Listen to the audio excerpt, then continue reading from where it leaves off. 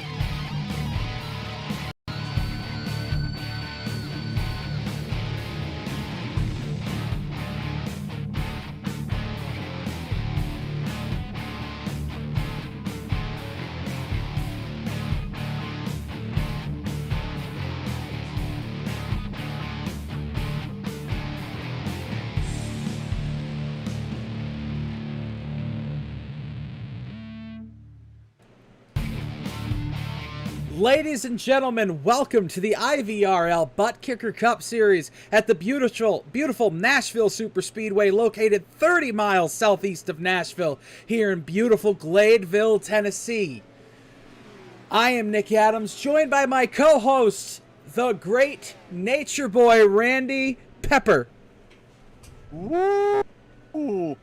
That's right, baby! We are in Nashville, Tennessee. Woo! With some people gonna rock and roll around the racetrack. I'm looking for my good buddy Harvey Abrams to do that. Sounds almost like kind of a Ric Flair. Dusty Rhodes. I set you up for Ric Flair, and you came in with Dusty Rhodes. I can't do. It's hard to do Dusty. Well, actually, have you heard the new commercials with Ric Flair lately? No, I haven't. For doing the. Oh my God, I'm pretty sure he's turning into Dusty Rhodes because he can't speak at all. Horrible. Oh boy. All right, so Randy, we are here at probably, I'm gonna say it. People can say whatever they want. The most beautiful concrete racetrack I've ever seen. Now, this concrete racetrack here in Nashville also shares something with Dover. For people who don't know, it's owned by Dover. Dover Motorsports Incorporated owns this and Dover Motor Speedway. Yeah. And they own a couple other racetracks that are no longer open. I've also heard a couple of things this week. People have tried to figure out why Nashville Superspeedway is called Nashville Superspeedway. And the reason for that is simple. Back when Nashville Superspeedway opened, down the road there was a racetrack about three quarters of a mile long called Nashville Speedway USA at the Tennessee State Fairgrounds, now known as Fairgrounds Speedway. But it was called Nashville Speedway USA. So to differentiate themselves from everything else that was going on in the beautiful city of near Nashville, they decided to call themselves Nashville Superspeedway. Because the track is over a mile long, that's the only requirement to be able to call yourself a superspeedway.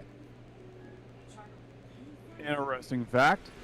Yeah, that's I the think classic you made a little mention of that on the podcast the other night as well. I did, but now I had the confirmation on why it wasn't called Nashville Speedway, and it's because Nashville Speedway USA was down the street. And what's crazier is that after 10 years of dormancy, Nashville Superspeedway returns with the top echelon of race cars. The creme de la creme, the NASCAR Cup Series. Randy, what else has raced here at Nashville Superspeedway in the past? Really just about everything. We've had the late models. We've had the ARCA guys, the trucks, and the Xfinity. Actually, this track, I'll give you an interesting fact about this track, which you guys hate when I name drop, but a really good friend of mine was Sam Bass. Sam Bass painted the trophies for the track here for many years, and Kyle Busch actually smashed one of the guitars that Sam had painted for a trophy, and Sam was furious. he was absolutely livid that this had happened. And but Kyle actually made it right. Kyle actually ordered guitars to be painted for his whole crew. So, but that happened at this track. Yeah, I did hear about that. It wasn't just Sam who was irritated. It was pretty much the entirety of the NASCAR fandom at that point.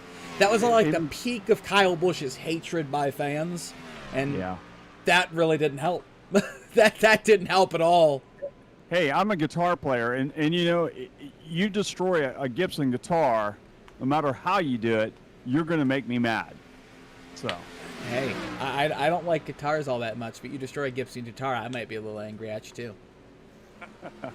But Randy, the IndyCar Series, formerly the Kart Series, has come to Nashville as well. Too. That's right. They did. They raced here 7 times, and it is a who's who of kart and IndyCar history when you look at it. You've got Buddy Laser, Alex Barron, Gil DeFerran, Tony Kanaan, Dario Franchitti, and then Scott Dixon ended the IndyCar Series here with 3 straight wins, 06, 07, and 08 here at Nashville Superspeedway.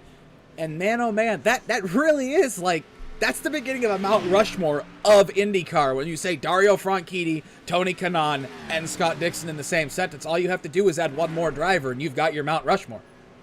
Yeah. You add Mario.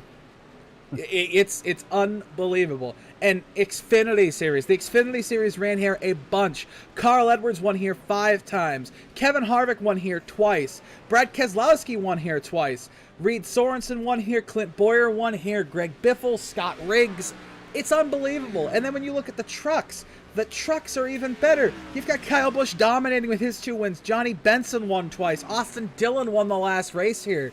I mean, it really is, when you look at the history of this track with the different, vehicles that came here, the people who won at Nashville were always at the top of their game and always at the top of the series. It wasn't like this was one of those racetracks where you didn't know who was going to win. You didn't know if it was going to be a front runner every week or if it was going to be a guy who was able to catch up and just make an unbelievable pass. It was always the best of the best fighting for the wins here. Yeah. Absolutely. It's a great track. I'm really excited to see what's going to happen tonight in the IVRL and see who steals the win tonight. Are we going to see more of the same, or are we going to see something a little different tonight? That's what the big question. Well, we'll make our picks before the race starts. Oh yeah, absolutely. But off the top of your head, how many people do you think can sit at this racetrack? Can sit at this track? Yep. 35,000. So there's permanent seating for 25,000 fans. That was my first choice. For the NASCAR races, they bring in some temporary seating to bring it up to 38,000. Okay. Back in the heyday of this racetrack, when it was bringing in fans from all across the country and all across the world, really, you could bring in enough temporary seating to fit 150,000 people around Nashville Superspeedway. It really is a super speedway when you put that many people around it. Wow. That's amazing. They had seats in turn 4. They had seats in turn 1. You had this big, long, movable seating section down the backstretch. It really turns into a party here at Nashville. Well, and you're Nashville in Tennessee. You're right down the street from Music City. Mm-hmm. Inside the racetrack this weekend, it's going to be unbelievable. They have acts like Lady A, Alan Jackson. I heard Toby Keith's going to make an appearance. It's not just going to be a who's who of NASCAR this weekend. It's going to be a who's who of country music. I heard George Strait's going to be at the race. I can't wait to see this. This is going to be unbelievable. Is Impact Wrestling going to be in the infield? I don't think Impact Wrestling holds a candle to any of those country music stars, so no. Well, I think they'd probably bring in about 3 people. Wrestled in Impact. Toby Keith wrestled in Impact. He did, and it was the most atrocious thing I've ever seen. But yet this weekend is going to be unbelievable here at the Nashville Superspeedway, and for one, I'm not a huge fan of mile-long racetracks, especially D-shaped ovals. We have too many of them. But in an area like this, where it's a hotbed and people want it, this is perfect. This racetrack is also concrete. perfect. It's not asphalt. So Yeah, that's it's concrete. So and it's not like Dover, because Dover has been weathered, but with cars on it. Dover is constant racing pretty much all year long. Nashville has sat dormant for 10 years, other than tire tests and some private events that you were able to book. Nashville has sat pretty dormant, so you don't know what you're expecting. If there's a little bit of rain, how much is that concrete going to take in, take in the water? How much different is this track going to act than Dover? How much better is it going to take the rubber? Is it not going to take the rubber? Like one of our commenters just said, it's going to be like driving on 220 grit sandpaper. It hasn't had anything on it in the last 10 years. It's going to be unbelievable. Well, these guys tonight are going to get to find out for themselves, and we'll see what they think of it. Also, if you thought that NASCAR has gotten slower over the last 10 years, the answer is yes. The practice times we're seeing right now are 29.5 is the fastest time. The track record in the Xfinity Series in qualifying is a 28.8 second lap. So we're about a half second down in the Cup cars. Wow. I don't think it's going to get any faster next year. The cars aren't faster. They're just going to be better for racing in packs. So... Well, we have tonight. We do have some people running different paint schemes, so that's going to be a little fun to try to figure out. We do. I'm actually looking at one of the cars we have to keep an eye on tonight, in the number 89. There's probably going to be some action around Joshua tonight. Oh, that's right. We do have to watch Gathra. Did he do something last week? I don't know. I don't remember if he did something last week. But we're going to keep an eye on him. I also want to keep an eye on this Jeff Gordon Chevrolet number 86 of Patrick Gaspar. And the reason I say that is because Patrick has been so consistently fast the last 7, 8, 9 weeks that it's coming. His win is coming. He got that momentum and that confidence from the last couple of road courses. Even though he didn't win them, he was battling for wins. So I really think that, Patrick Gaspar, it's coming for him. Yeah, I agree. I will agree with you. He's definitely due to have something happen. The ass cannon's back on the racetrack tonight. The dude wipes are back too. Dude wipes are back, and so is DraftKings. DraftKings is here in the IVRL. It's on the hood of the number 23 of Nicholas Weatherby, who we're going to keep an eye on because just like Patrick Gaspar, Nicholas Weatherby has been super consistently fast. He definitely has been consistently fast. There's no doubt about it. Charles Urich has a new paint scheme this week. The Dude Wipes are back. The black, blue, and white Dude Wipes machine is back on the racetrack. I can't wait to see that thing going around there. I just love that paint scheme so much. The one Christian Converse is the one that's thrown me the biggest. His car is not bright green. It doesn't look like an interstate batteries. Black and red, and it says BA on the front of it. I don't know what else it says, but it says BA on it. So that one's going to throw me for a loop. I can't. Oh. And I also can't tell what that says. It says. Hold on. It's BRNTOUT apparel.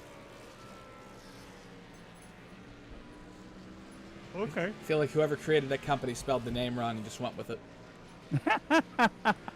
And Charles Urich, his car has the Armor Ace on the hood and on the car.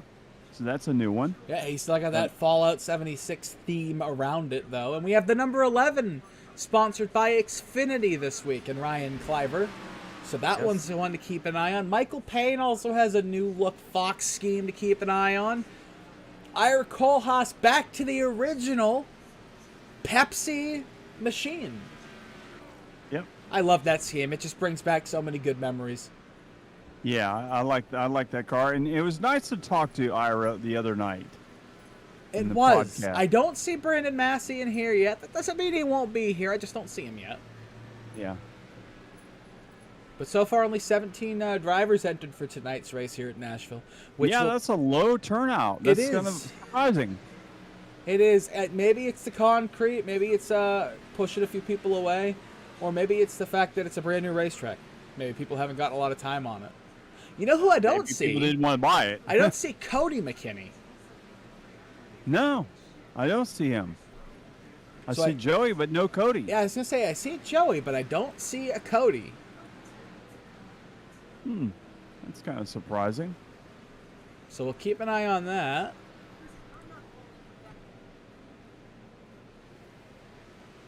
And we don't see oh gosh, there's somebody I was thinking of. but Brandon Massey is in no. the Discord, so Brandon Massey, I believe, will be here tonight. Somebody else is missing. I can't. Well, it's not Joseph Kazi, because he's here.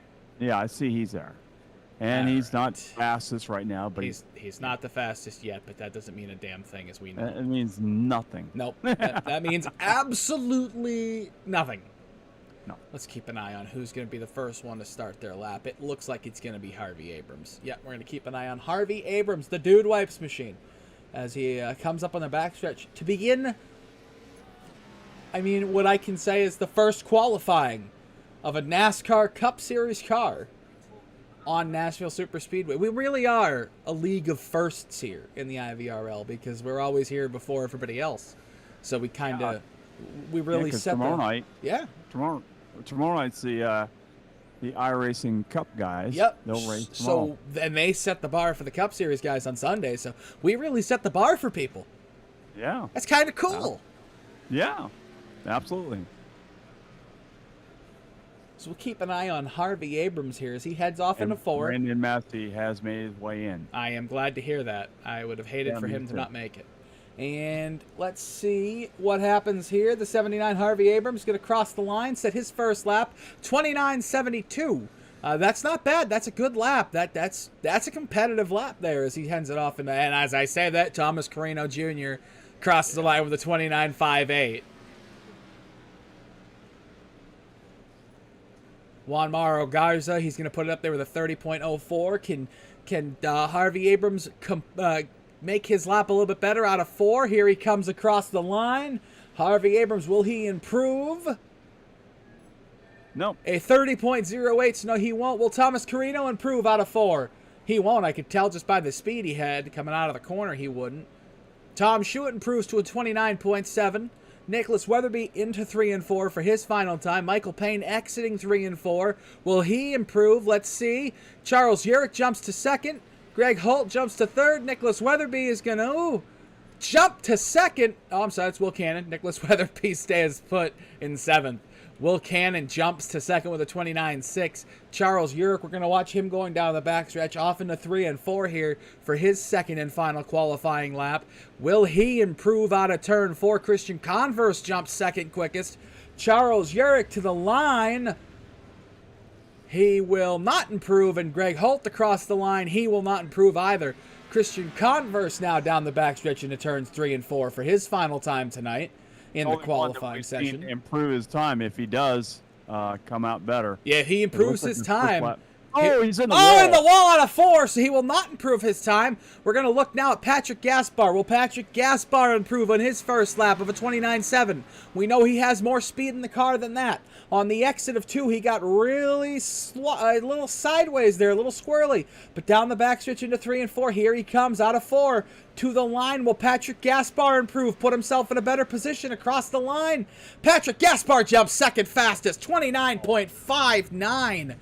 Woo! Patrick Gasper's the only one that we've seen actually pick it up on the 2nd lap. Now we're watching Derek Schilling down the backstretch. Will he improve on his first lap? to get his second lap up there a little bit more, maybe into the top 10. Brandon Massey has entered the racetrack. We'll keep an eye on that. We'll tell you when Joseph Causey enters the racetrack. Out of turn 4, Derek Schilling up against the wall. Will he complete? Will he improve here across the line? Derek Schilling will improve a little bit, but it will not move him up from 15th, a 30.22. And now we look at Brandon Massey down the backstretch. He's going to go into 3 and 4 for the first time tonight in his qualifying session. Yes, we haven't seen him on the track at all. Oh, look at that paint scheme. That's a new one. It is. I like that. That's nice looking. It's a beautiful buckshot paint scheme. I like it. Down off into 1 and 2 for the first time. He's running that middle to like low lane. He's diamonding the corner off a little bit more than everybody else. That might be good for him. We'll see down the backstretch if he has a good lap here, off into 3 and 4. Joseph Causey looks like he might not complete a qualifying lap here. So Joseph wants to go from the back and come to the front. He wants to drive from the back to the front tonight again. Out of turn 4, Brandon Massey, what will his first lap be? A 30.33, only good for 16th fastest. Let's see if he improves on his second lap. Off into 1 and 2. Here he goes. A nice line. He's in the wall. Almost in the wall. Down the backstretch. Into 3 and 4. He kept it off the wall by millimeters. He's still in it. Will he improve as he comes through 3 and 4 on the throttle hard? All the way to the wall, to the line. Oh, qualifying ended. Qualifying ended. Oh. Can you imagine that? You actually might be a little faster and you just get... He looked a lot more than a little faster. He looked a lot faster. A lot faster, and you're a half a car length on the finish that line. hurts. That hurts if you're Brandon Massey. Oh, boy. So, yeah, he's the first one going back out on the track, too, for practice, which you can understand that totally. Oh, boy. This is going to be an interesting race for sure here at Nashville Superspeedway. Have I told anybody what we IVRL. have for laps tonight? No, you have not. I We haven't? need to know all the Man, oh, stages, man. all that good stuff. Fire yeah, me. let's find out. All right, so tonight, 180 laps around the Nashville Superspeedway. 3 stages, lap 40, lap 80, 100-lap shootout to the finish. These drivers get 6 sets of tires. 239 miles here at the Music City Showdown. 239.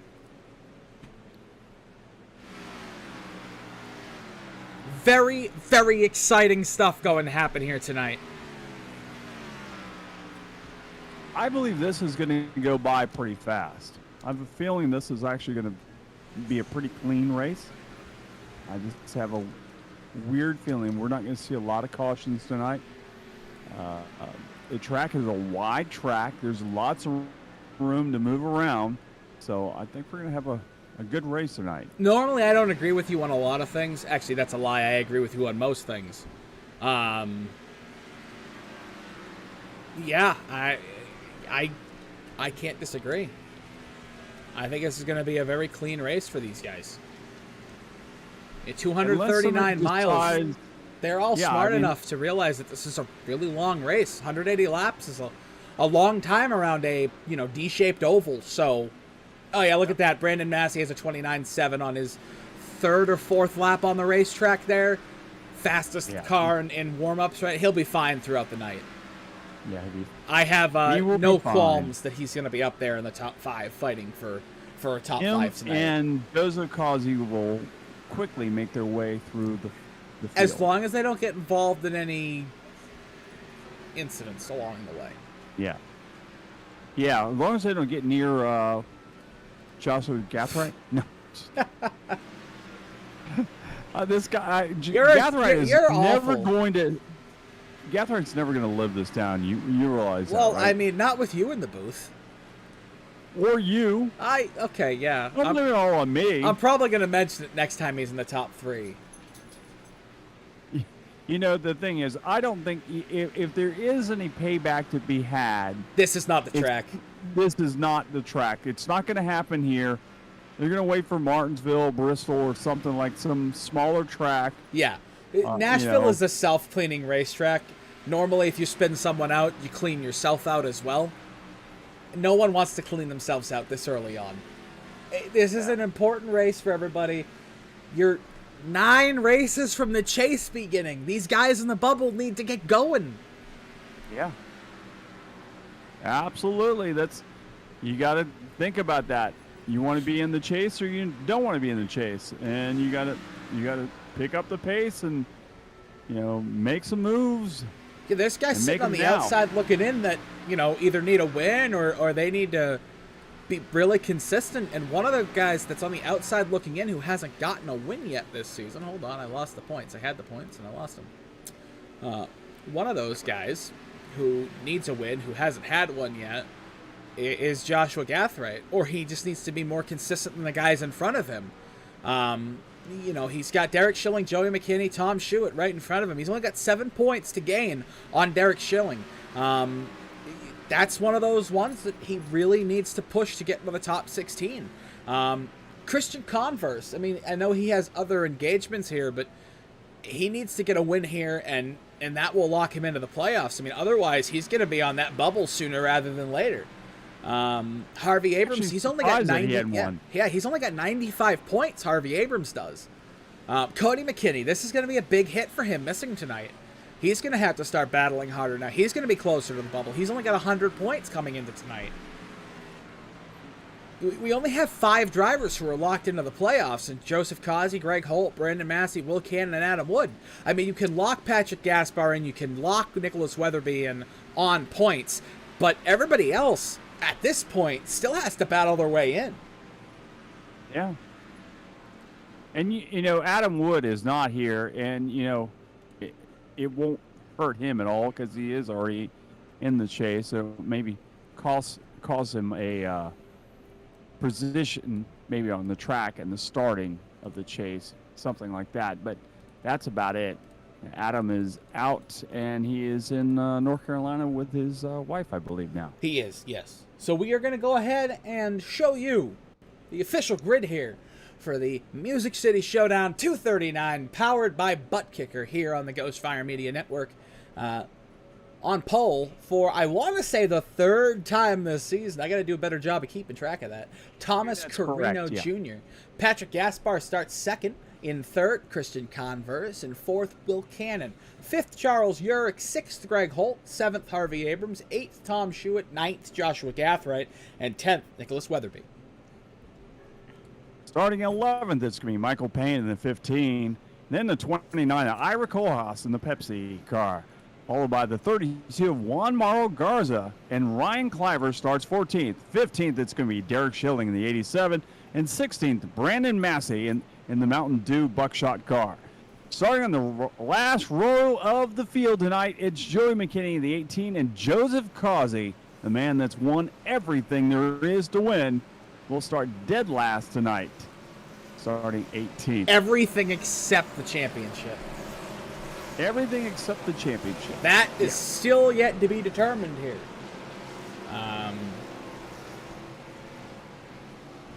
Man. This track is beating the heck out of my computer for a second there. We're good now. No,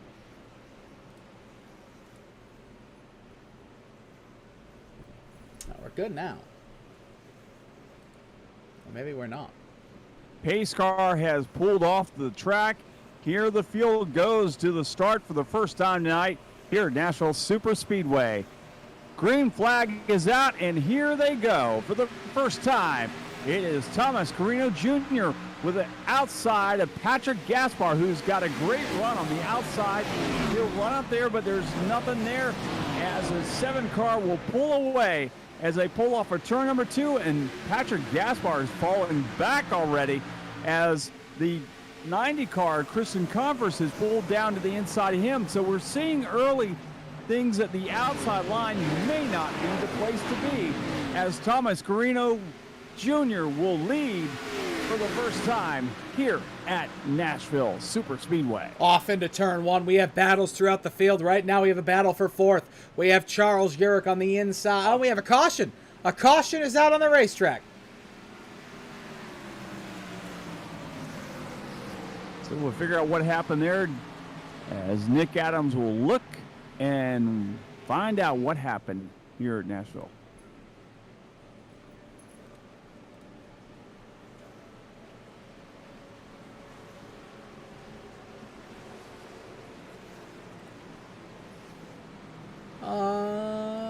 Let's see.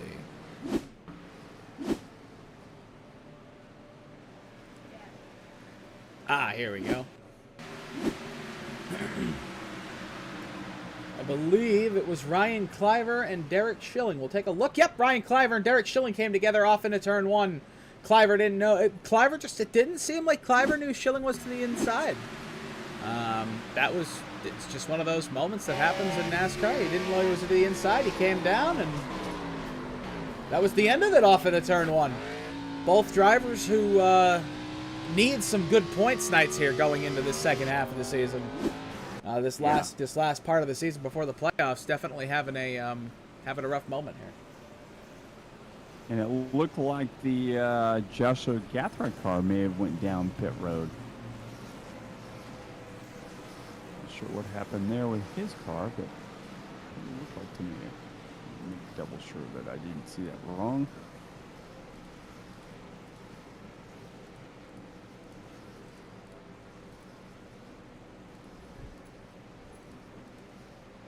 No, maybe it was. Yes, it was. It was him. Not sure what happened. What's going on with his car?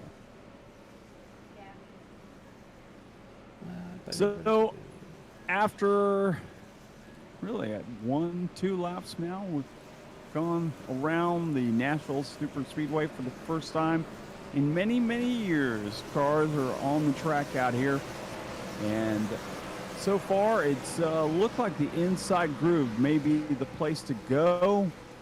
As the race goes on, maybe that upper groove may get enough tire wear laid down that maybe we might see some cars trying that outside groove and making it work. Yeah, we shall see as the night goes along what we get here. Oh my goodness.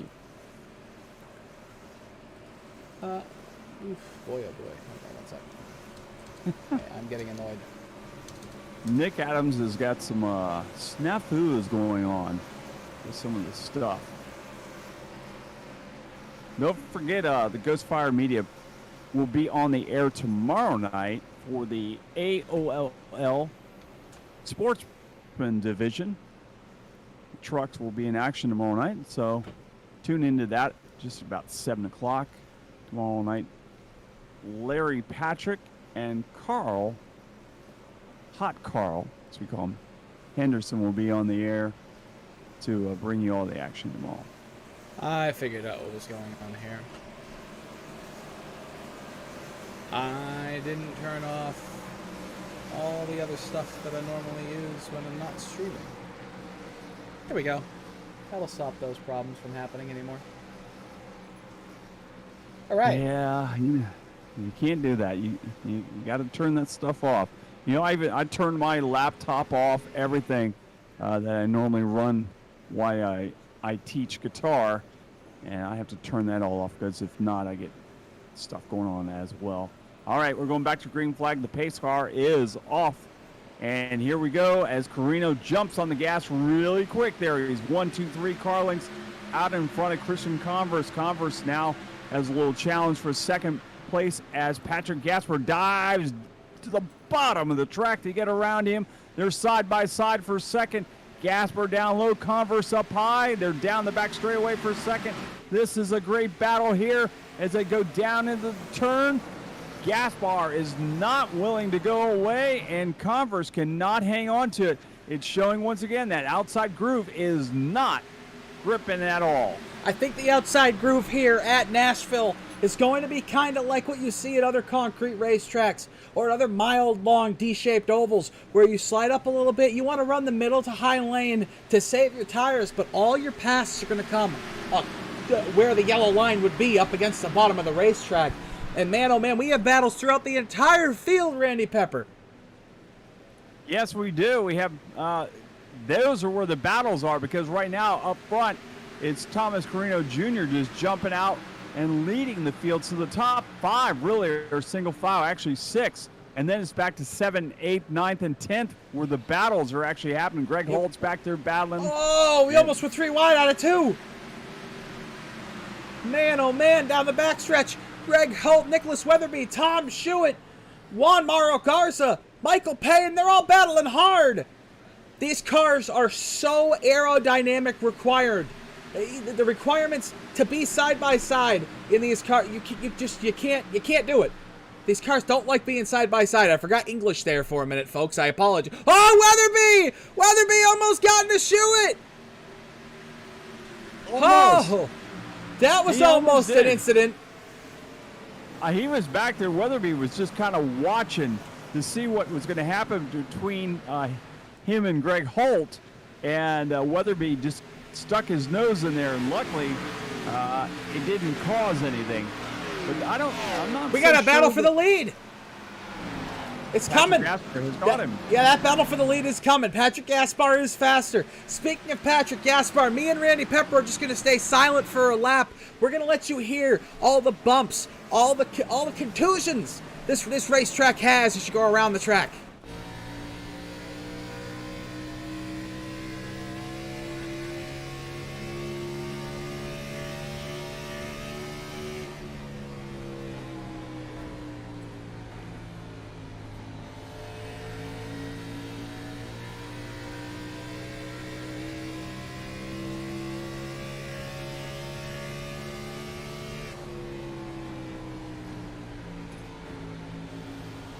Randy, you can hear it off into the corners. How many frost heaves and heaves there just are in this racetrack in general, where you're bouncing over these. We have trouble. We almost did have some trouble. It looked like Yurik got into the wall, and Harvey Abrams almost collected him, but he was able to get around him. But you can see Yurik is up high, as now he's got the battle of the 08 underneath him. Will Cannon. Will Cannon's trying to get around him as well.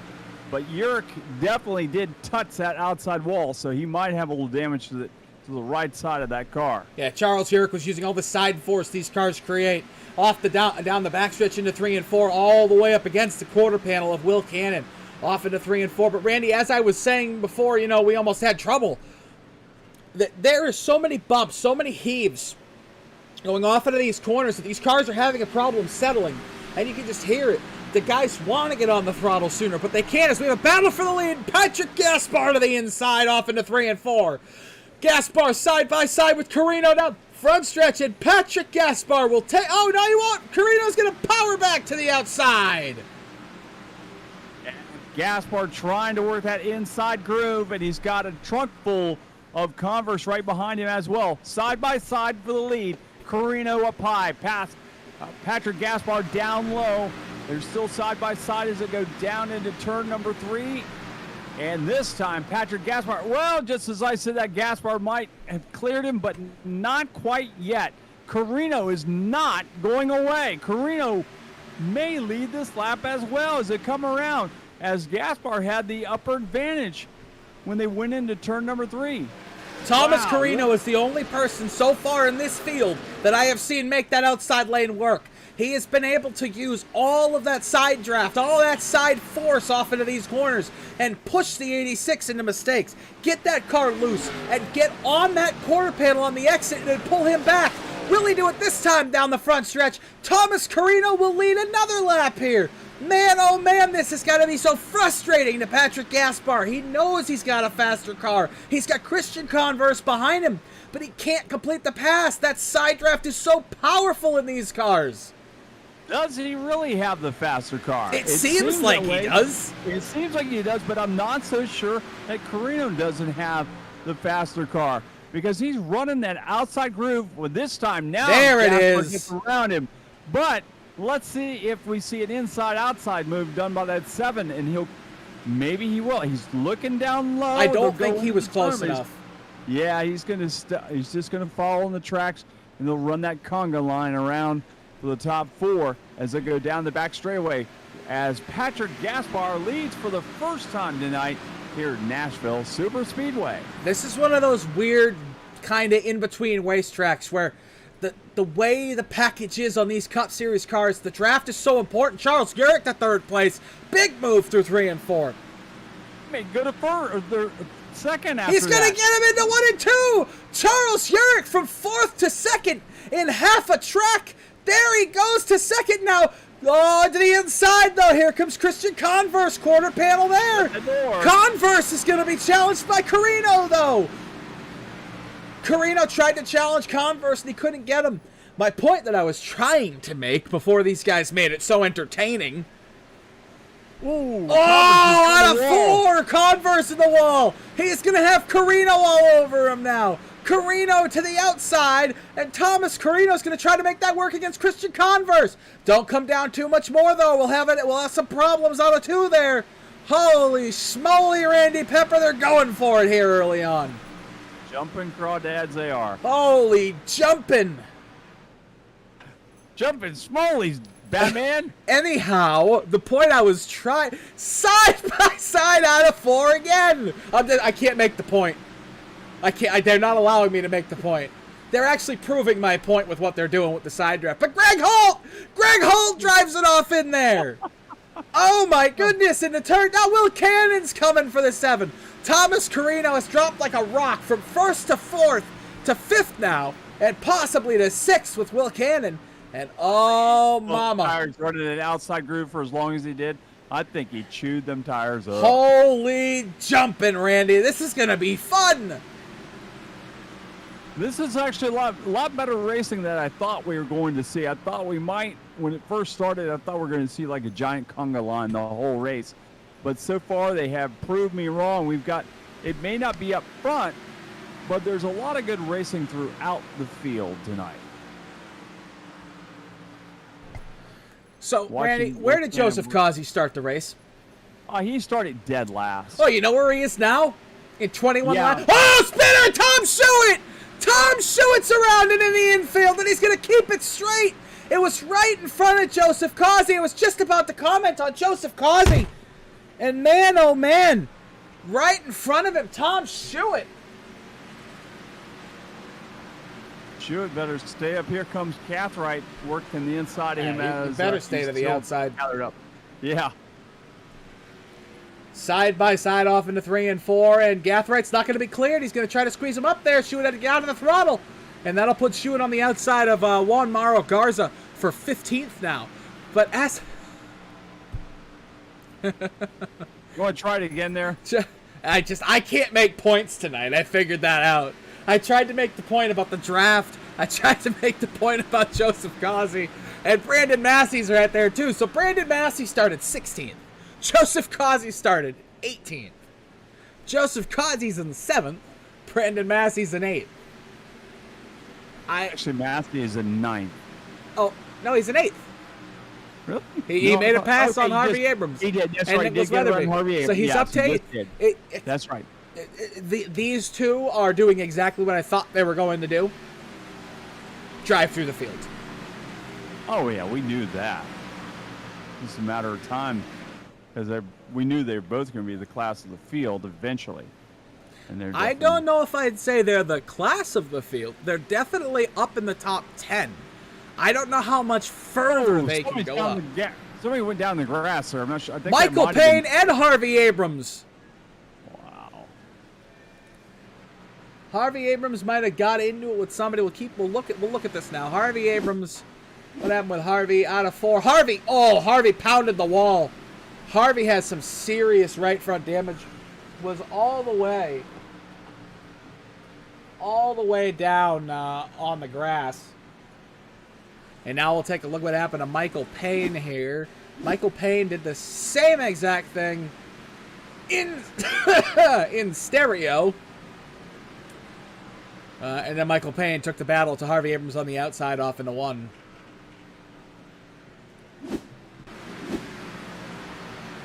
So as the field settles down, we are 26 laps into this. You're calling this settling down?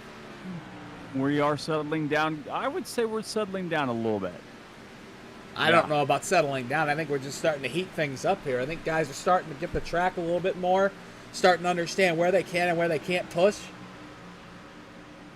That's settling. All right, no, I think they're heating it up, though. These battles on the track are definitely heating up. Battles definitely. Juan Garza to the outside. Joshua Gathright, that's for 13th. Joshua Gathright qualified 9th, has fallen to 12th, maybe 13th here. Keep an eye on that battle. We check in on Joseph Causey, who has Brandon Massey all over him. Will Cannon directly in front of him. Joseph Causey is by far not the fastest guy on the track tonight. Brandon Massey, by far not the fastest guy on the track so far. But what they are is the most consistent. And they've got a pack of 4 cars right in front of them that they can pass with consistency and ease, hopefully, for the two of them before the end of the stage. Causey's going to try to use that draft to his advantage here, Randy. And like I tried to say 20 laps ago before everybody got crazy, this track is one of those in-between race tracks where it's kind of like that the draft matters, but it doesn't at the same time because of the package on these Cup Series cars. So I think the draft is going to become a big thing the beginning of the runs, but later as the runs go along, I don't know if it's going to be such a big deal.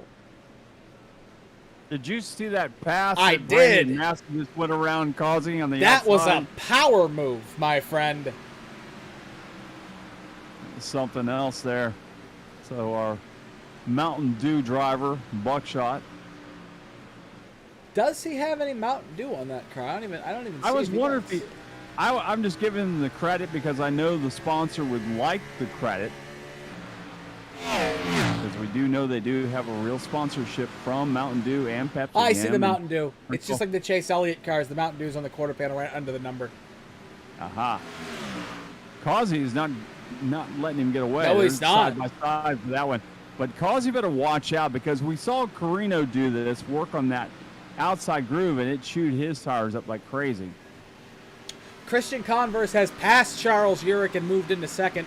We'll keep an eye on that gap that Patrick Gaspar has over Christian Converse. It continues to drop. It's now down to 1.4 seconds. If that battle gets any closer, we'll move up there to it. But right now we have this 5-car battle for effectively 4th position on the racetrack. As Thomas Carino slides to the outside. Oh, Will Cannon! He just got packed by Joseph Causey, and what a save off into 1 and 2. What.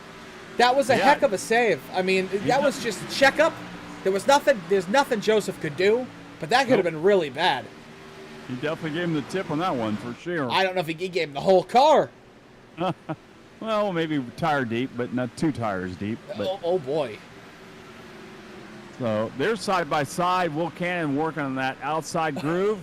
I think he's going to find out, like everybody else, it doesn't work for very long up there. Eventually, you're going to have to give that inside groove away, and that's what he's going to have to do. As Causey will pass him, and now he's going to have his hands full with Brandon Massey. Well, Randy, I was saying it with the draft, but it's also more just momentum in general, right? That's what these cars are all built on. This package that NASCAR came up with is Will Cannon loses a spot to Brandon Massey. It looks like down the front stretch. He's just going to sail it off in there, let Brandon Massey have it. But Will Cannon was up on the back of Thomas Carino. Carino checked up, which checked him up, which got Joseph Causey in the back of him. Took all the momentum away from the 0-8. And now it's taken 5 laps for him to get that momentum back to even try to mount to come back at Brandon Massey.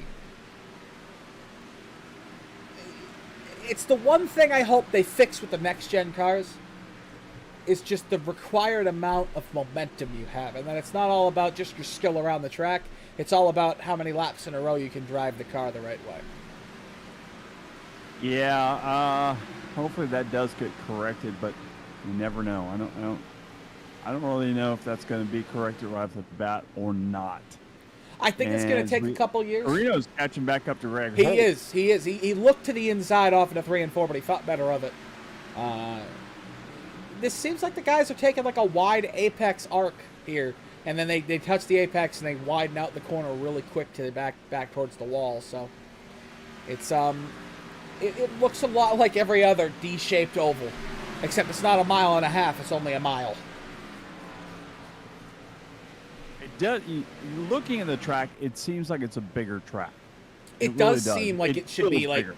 it's the concrete. Oh, Carino in the wall, 3 wide down the front stretch. That's not going to work, boys. Off into 1 and 2. It did work. Oh. Brandon Matthew, what a move. Holy jumping.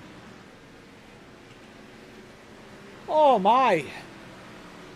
I thought he was going to have to jump off the turnbuckle to slam that one. That was a pucker moment there for Thomas Carino. Chris going, oh, no. I don't want to be taken out this early. I need Please. a good points week.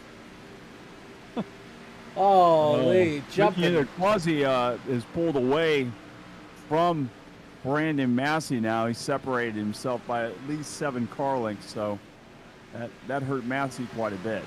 Yeah. At 2 laps left in the stage. You're coming to the white flag on the stage here this time by. We'll keep an eye on this battle, but we're going to look at your leader, Patrick Gaspar, as he comes and takes the green and white. No, I'm sorry, not the green and white checkered flag. 1 left here in the stage. White flag on the stage as they come through. Off into 1 and 2. We'll look at Patrick Gaspar with a comfortable 1 second lead on Christian Converse. He's done everything right in the first stage. He got the lead. He drove away. He can serve the tires well enough. 40 laps. We don't know the exact amount of laps these guys can go on tires and stuff, so we'll keep that in mind throughout the night. But out of 4, Patrick Gaspar going to get a well-earned and deserved stage win here at the Nashville Superspeedway in the IVRL Music City Showdown 239. As the caution waves. Between 42 and 45 laps. That's what a tank of fuel would 42 and 45 laps. That's not bad. We'll go through the stage 1 results with you really quick before pit stops begin. Patrick Gaspar, your stage 1 winner. Christian Converse comes home 2nd. Charles Urich 3rd. Greg Holt 4th. Brandon Massey 5th. Joseph Causey 6th. Thomas Carino in 7th. Will Cannon comes home in 8th. The Ass Cannon comes back with a good first stage after being gone for a couple weeks. Ira Kohlhaas up to 9th. And Nicholas Weatherby in 10th. Gathright will come in 11th, 12th, Juan Mauro Garza. Harvey Abrams was 13th, and Michael Payne was 14th. 15th was Tom Schuett, and Joey McKinney was 16th. And rounding out the top of the last of the field, who 1 lap down, is Derek Schilling, and Ryan Cliver is 9 laps down, and he's running dead last at 18th right now. Yeah, it's a rough night for Ryan Cliver. As you're going to see the field come down the pit lane. Oh, man, that was a terrible kid. Who's the producer here? Who's the producer? Change the camera angle to a terrible camera angle. Who's that producer? Fire him. Fire him. They come down. They come down pit lane. Football. We'll see Patrick Gaspar should have the 3rd pit stall on pit road. He's going to come down. The 2nd pit stall. Come down, get 4 tires, fuel. We'll see who wins the race off of pit road here. There's 4 tires, fuel going into the cars. No adjustments as it's a fixed setup league. And it looks like Christian Converse, then Patrick Gaspar, Greg Holt, Charles Urich, Brandon Massey, Joseph Causey, Will Cannon, Ira Kohlhaas, Joshua Gathright, Juan Mauro Nicholas Weatherby in 10th. That will be your top 10 here, as we are going to go to our first commercial break of the evening here on the Ghostfire Media Network. And we can hear from our sponsor, the Guitar Addict, with a helpful tip on how to not be a loser. I'm ready for the... All right. Brady from the Guitar Addict. Can we be serious for a second? Are you tired of being a loser? Can't do anything right? Feel like everyone's coming down on you all the time? Well, there's a way out. And I'm going to show you. Hey Mom, look what I learned. That's right. Pick up a guitar, learn how to play guitar. Automatically you're going to become a chick magnet. The ladies are going to love you. Your kids are going to think you're cool. So what you need to do is come down here to the Guitar Addict, 1672.5 Ridgewood Avenue in Daytona Beach, Florida, or go on guitaraddict.com and buy yourself a guitar and automatically be the star of your neighborhood. That's guitaraddict.com.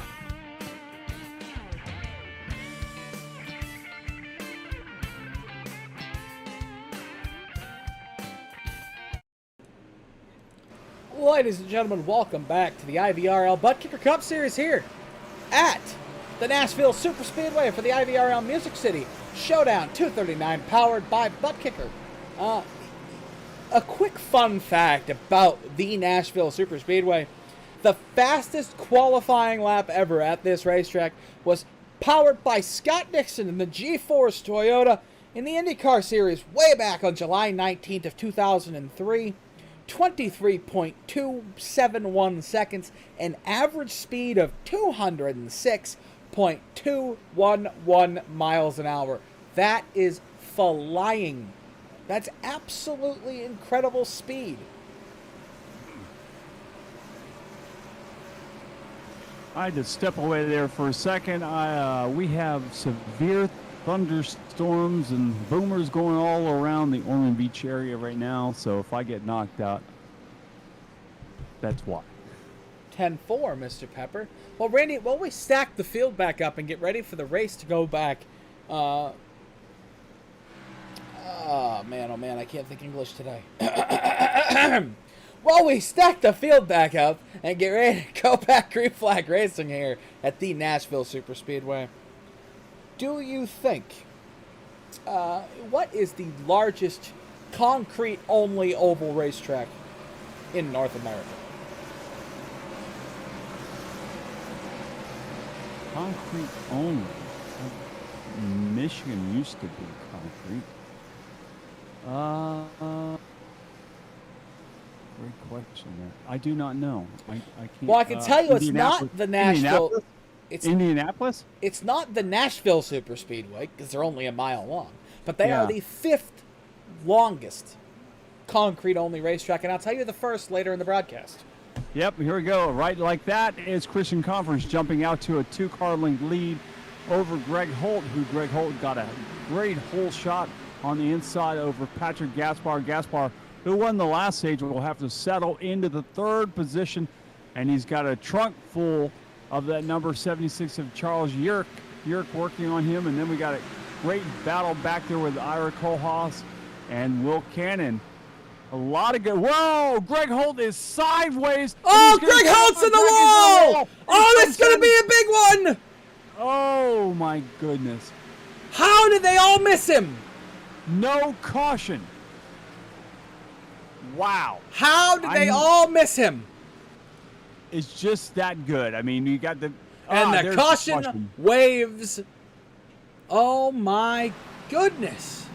Wow, are you surprised to see Greg Holt actually lose it that early on? I mean, I'm not. It could happen to anybody, but wow, we'll take a look here at what happened to Greg Holt. it looked like he just tried to stay in the gas the whole time, and it just never corrected. And when he did, it just aimed straight up at the track, up top at the outside wall. Oh, he on one of those bumps there, it just got loose and went right into the wall, and then he comes down the racetrack, gets a little bit of Ira Kohlhaas, but everybody else, the guys in the field, holy smoly, the rest of the guys in the field with a awesome job to miss him. Bunch of damage on the number 91 Greg Holt machine. So that means we are guaranteed to have a different winner here tonight. Yes. Not be two weeks in a row. No. It won't be Tennessee domination. Oh, okay. It won't be Tennessee domination for Greg Holt. No. I didn't mean it was. Yeah, I didn't mean you know. I told a different driver. I was going to say, wait a minute. I believe there's a couple drivers in here that already won. So you mean total domination of Tennessee? Yes, by Greg Holt. Yeah, I got you now. I'm glad you cleared that up. So they'll try to restart again. Hopefully this time it will be a good, clean restart. We won't have any more cautions. We've only had 2 cautions tonight. That's only second caution tonight. And that's pretty much what I thought. I didn't think we were going to see a lot of cautions tonight here at the Nashville Superspeedway. I didn't either. I didn't think we were going to see a bunch of them. I thought we were going to see a few of them, but I didn't think we were going to see too many. So, if you're wondering what the call is this weekend on the radio, who's going to call this race, whether it's going to be the PRN crew or the MRN, this is a Dover track, or Dover-owned track, so it's going to be the MRN crew on this race. So you're going to hear the Bagman and those guys. And you get to see the return of Dale Earnhardt Jr. to the booth this week. That's as right. NBC Sports picks up NASCAR again. Yep. And we might have witnessed the final race of Jeff Gordon as well. Maybe so. Jeff may be taking a bigger role in the Hendrick Motorsports division. Let's be honest, we all knew that day was coming. And it's been pretty much set in stone since 2006 that Jeff Gordon would take over HMS at some point. Yeah. And Mr. H is getting older. I'm honestly surprised he's still in it as much as he is. He's not at the track as much as he used to be. He still very consistently talks to the drivers after the races, but... Rick Hendrick, I believe, is like 71 years old, which by really... It's not old. Not to the NASCAR old. I mean, world. hey, we got a president that's 77, so 71 is you nothing. look at the King. The King is what? The King's in his 70s, isn't he? Oh, he's way... Yeah, in his 80s. Yeah, I was going to say upper 70s, maybe 80s. He's at the racetrack every so often. I think that's what we're going to start seeing is Mr. H take more of a role of the King. Of being there, not so much. Yeah, but Rick Hendrick is nowhere near the shape that Richard Petty's in either. So no, I mean Mr. H he's gone through survived cancer and everything. Cancer, house arrest, a bunch of things, plane crashes. I mean, the man has gone through hell and back. Absolutely. But I promised you a fact earlier. The largest concrete-only racetrack in North America isn't actually a concrete-only racetrack. I know it sounds weird, but it's Miller Motorsports Park, better known as Utah Motorsports Campus, has a 5-mile asphalt concrete road course that the Daytona Prototypes race on. It's 60% asphalt, 40% concrete, but that 40% concrete makes it the largest concrete racetrack in North America. Okay. Sebring is probably in there as well, I'm sure. Sebring, I don't think Sebring is concrete anymore. I believe Sebring is now asphalt. Huh.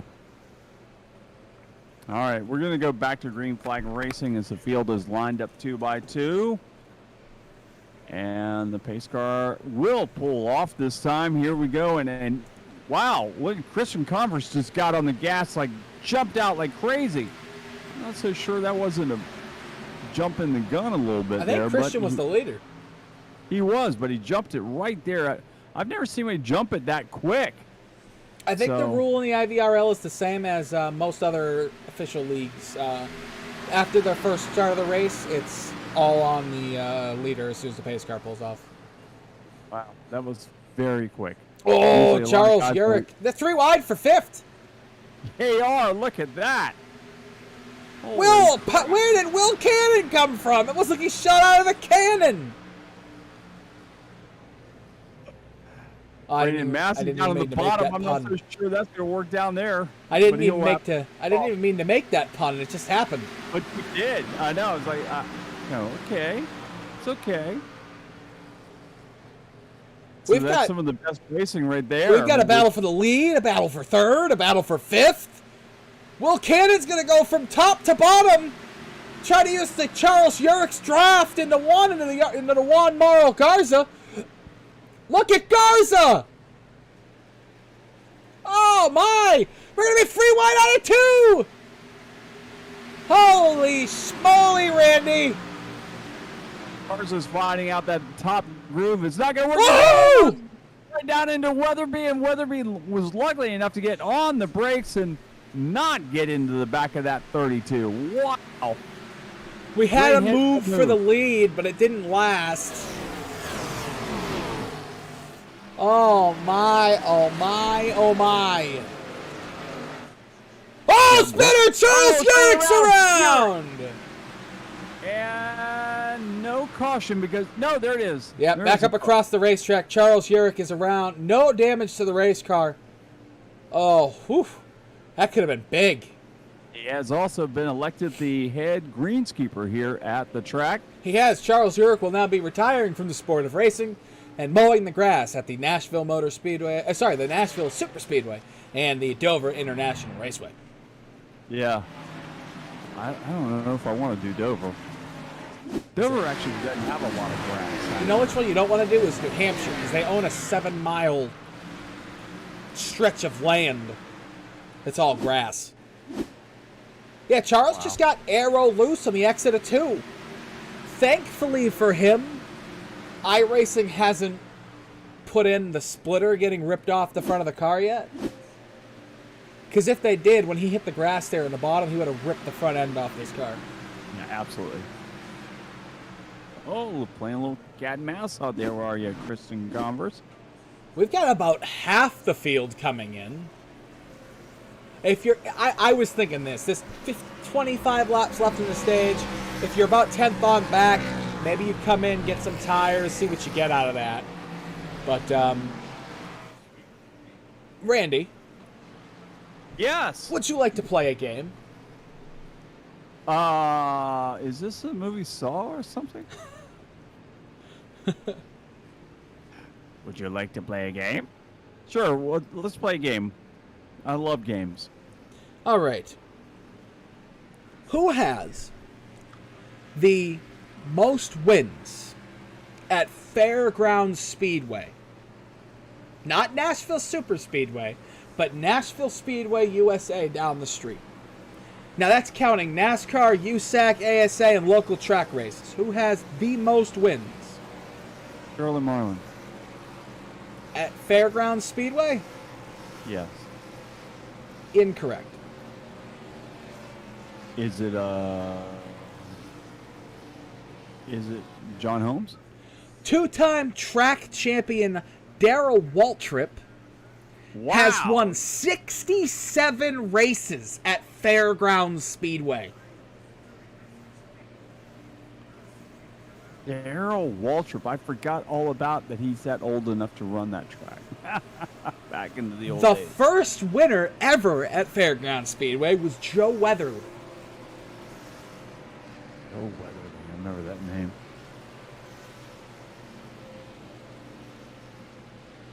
Who else is old enough to race back then? Old enough to race back then? Hold on. Yeah. Let's look at the list of notable weekly drivers. Casey Atwood was the 1996 Rookie of the Year at the track. Joe Buford. What number did Casey Atwood run, and who was his team owner back then? I have no idea. He ran in the Cup Series, and he ran for Ray Everham, and he was number 19.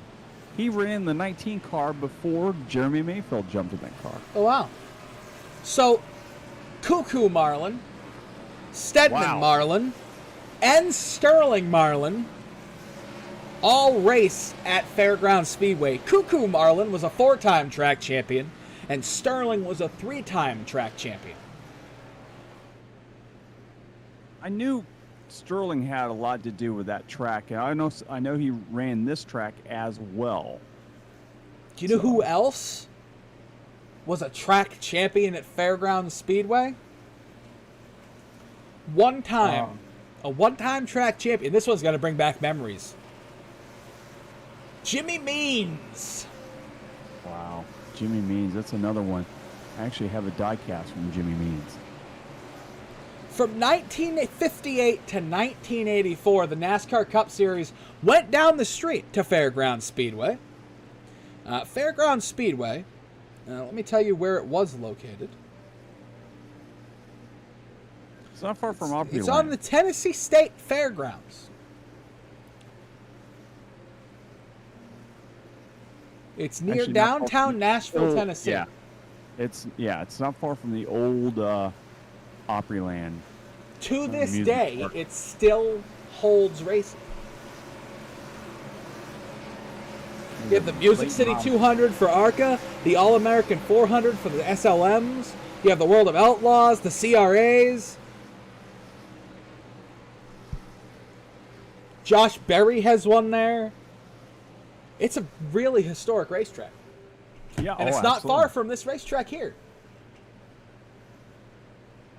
Isn't that amazing? They have two really major racetracks not very far from each other. Hey, look at that. Converse once again does the same thing. But look who is right behind him. It's none other than Joseph Causey has made his way all the way up to the front and now is challenging for the lead. Gaspar runs third, and Will Cannon working that outside groove in that 08. But right now it's all Christian Converse trying to drive away from his teammate that he knows eventually is going to be right on his back bumper. Joseph Causey is Whoa! on the move. Weatherby was almost on the wall for the battle for fifth back there. Patrick Gaspar wants to take that second position back. Patrick Gaspar won stage one, dominated stage one. But here in stage two, it's Tito team, and here comes Will Cannon to the outside of Patrick Gaspar.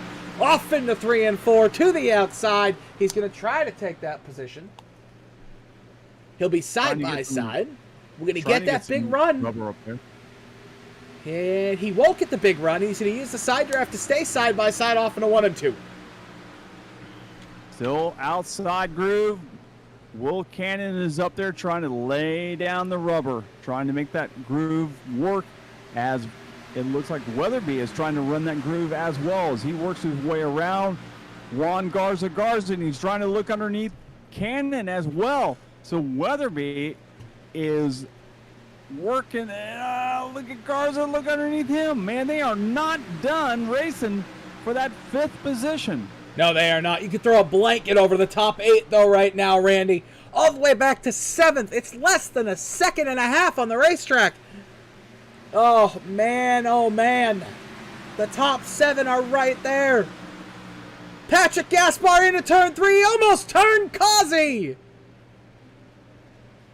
He had to go wide off into 3 and 4. Will Cannon to the inside. Will Cannon slideways out of 4. He's going to lose at least 1 spot to Nicholas Weatherby. Juan Garza to the outside. Battle for the lead off into 1. Ozzy working that outside groove, going to try to make it stick up there to try to get around his teammate. It's Tito versus Tito as they go down the straightaway, side by side. Causey has just a nose out in front. Here comes the 15-year-old.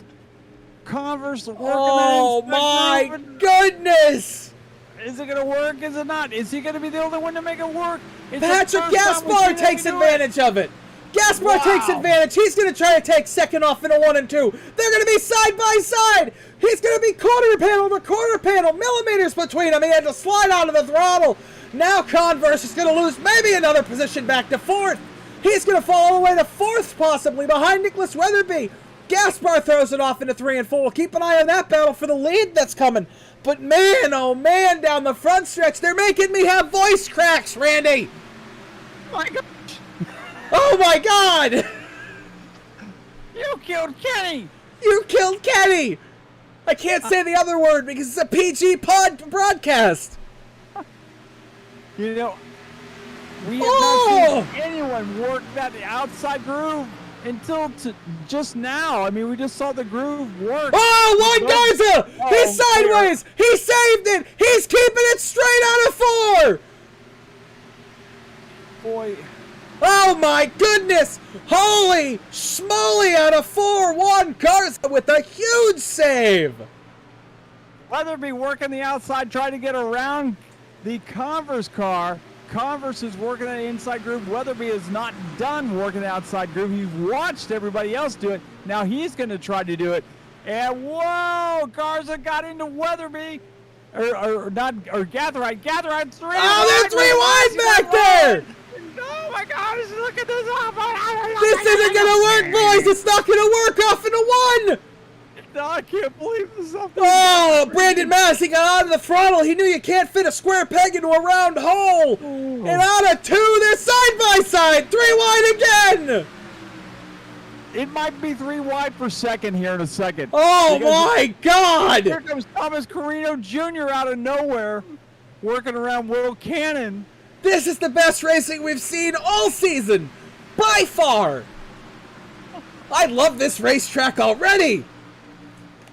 Oh, my God. I can't wait to see this on Sunday. I hope it's like this on Sunday. It would be amazing if we saw this type of racing on Sunday. Holy God. It seems like guys can get away from the other driver, and before you know it, somebody behind them is caught back up with them. So and Will Cannon snagged the wall. Oh, I don't know if he hit it, but he was close. Man, was he close out of 4 that time. If he didn't touch that wall, he could have reached out and touched it. We've got battles all over the racetrack. I don't even know how to keep up with them all. We've got Charles Yerrick and Joey McKinney and Tom Schuett and Ira Kohlhaas and Brandon Matt. They're all battling for the same little piece of real estate on the racetrack. Holy smoke. Joey McKinney to the inside of Charles Yerrick out of 4. That's a nice battle back there between those 4 drivers. And then we've got another battle in front of them. I mean, yeah, you have Michael Payne and Ira Kohlhaas and oh, don't look now. Battle for the lead. Battle for the lead. Oh, my goodness. Patrick Gaspar down to the last asphalt. Thomas Carino to the inside of Converse now through 3 and 4. There's still 10 laps left in stage 2 and then 100 laps in the final stage. I don't know if I can survive 100 laps of this. Carino and Converse have been side by side for what? 3 laps now? Yes, I don't know if I can survive 100 laps of this. I don't know if it's possible. I don't know if my heart. Oh, the caution's out. Charles Yerrick has gone around. Oh man, unfortunate for Charles. And once again, though, I think Randy Pepper. I think Charles Yerrick might be the luckiest driver. Oh, he has some damage this time. Never mind. It didn't look like he had damage. I was going to say he's the luckiest driver. Oh, my God. All right, now we can calm down for a few minutes. Let's look at what happened to Charles Yerrick. This was off into 1 and 2 here. He's up in the gray. Tom Schuett just gets down in there. A little bit of looseness, a little bit of net coat. Popped the back end of the car up and took out the left rear tire of Charles Yerrick. And that wasn't on purpose. That was just some net coat. They were gonna come together, but man. All right. Ooh, everybody. Oh, Nicholas Weatherby. Nicholas Weatherby's the first one to take it. He might be the only one to take it in the top 5, and he is.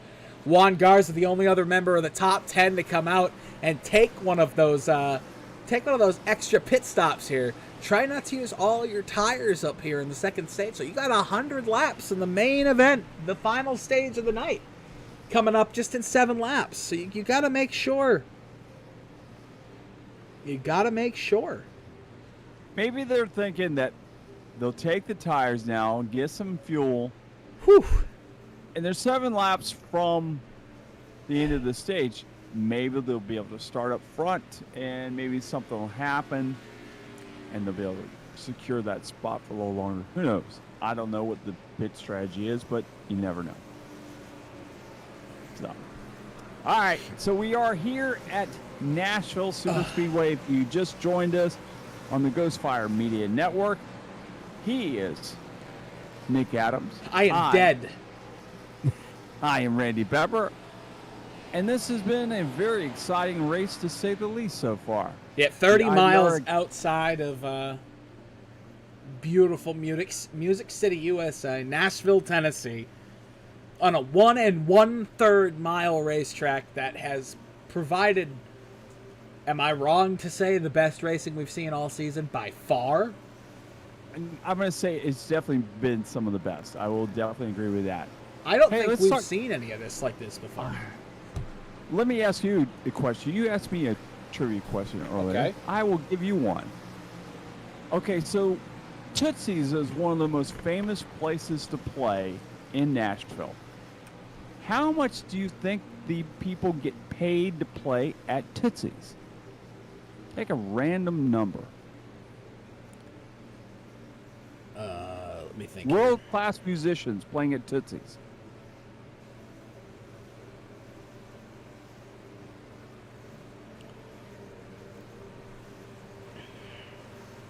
It might surprise you. Tootsie's? You can.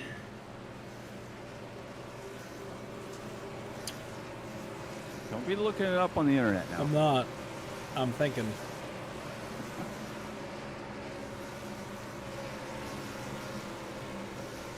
$200. You'll be surprised to know that it is nothing. You don't get paid a dime to play Really? there. Not a dime. They work on tips only So George Strait could go to Tootsie's. and play for free.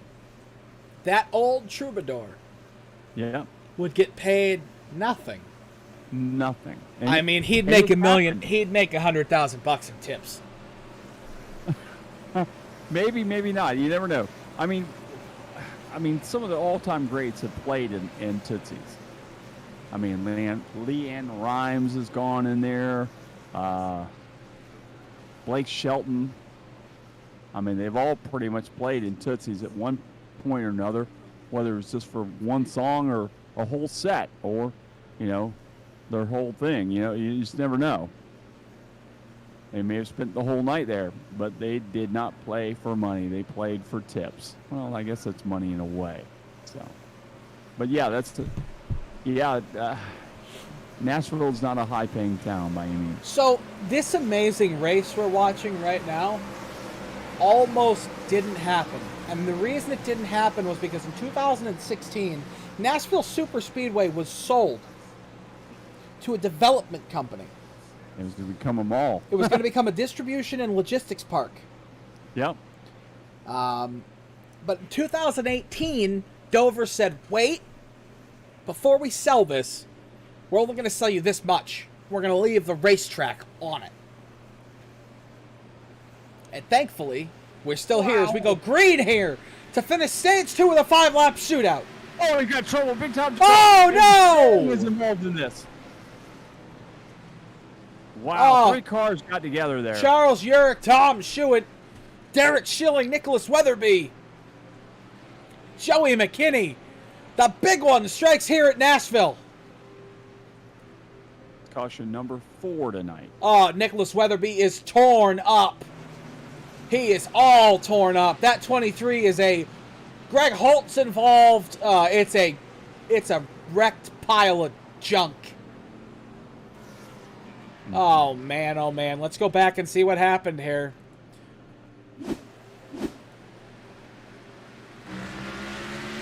Oh, Derek Schilling spun the tires.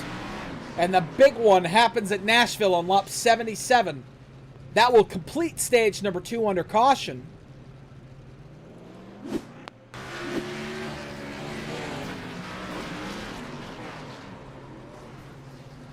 And they're all waiting for the pace car to catch up.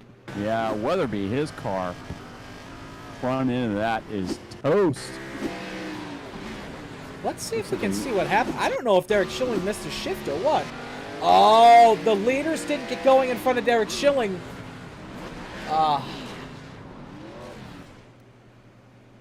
Now the leaders are pitting. Just a few laps before the end of the stage, so.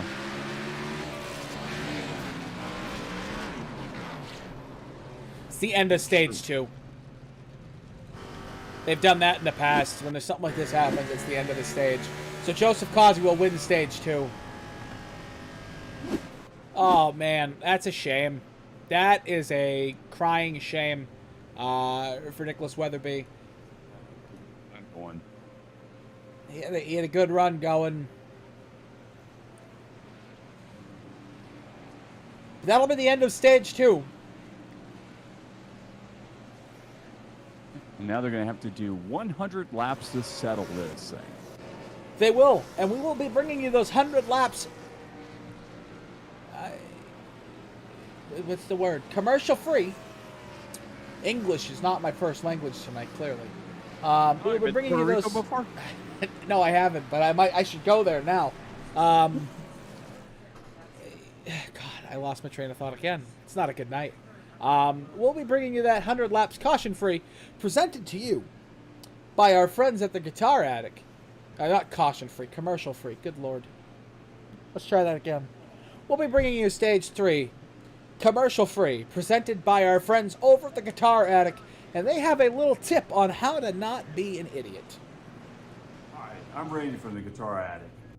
Can we be serious for a second? Are you tired of being a loser? Can't do anything right? Feel like everyone's coming down on you all the time?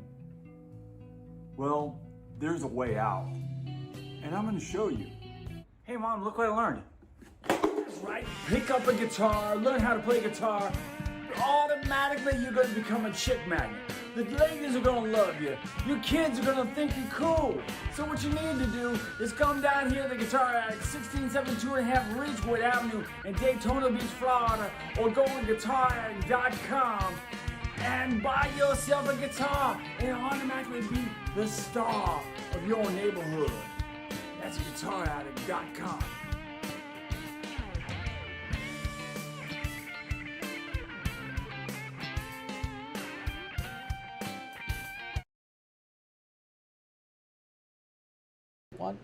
Ladies and gentlemen, welcome back to the IVRL Buttkicker Cup Series Music City Showdown 239, presented by the Buttkicker. You know, somebody won a butt kicker last They week. did. Who was it? You tell me. Was it Greg Holt? I thought it was Joe Zucazzi. Who won the All-Star race? I thought it was Joe Zucazzi. Or was it Greg Holt? One of those Tito I guys. thought Greg Holt won the All-Star race. Okay, maybe it was Greg Holt. I don't remember. You know, it seems like, it's weird because it seems like I'm having a forever really ago. bad day. I am too. I was like, I have a raging headache, and I have thunder boomers going outside right now. Oh And my I'm God. going, I'm my having dog a is really, probably really peeing bad on the day. carpet right now. Yeah, Cody just confirmed it was Greg Holt. No, was it? It was causing. That's sad. That's really sad. We called this thing less than a week ago. Oh my God. We can remember the abysmal third stage of the All-Star Open when it went to crap for some people. But we can't remember who won the main event. At Fairgrounds You know Speedway. what? It's always the same guys. If Michael Payne would come up here and win a race, we'd probably remember that. Look who's on the lead. In the lead, though. Juan Garza's going to lead him off into Stage 3 as we crank it up here at Nashville Superspeedway.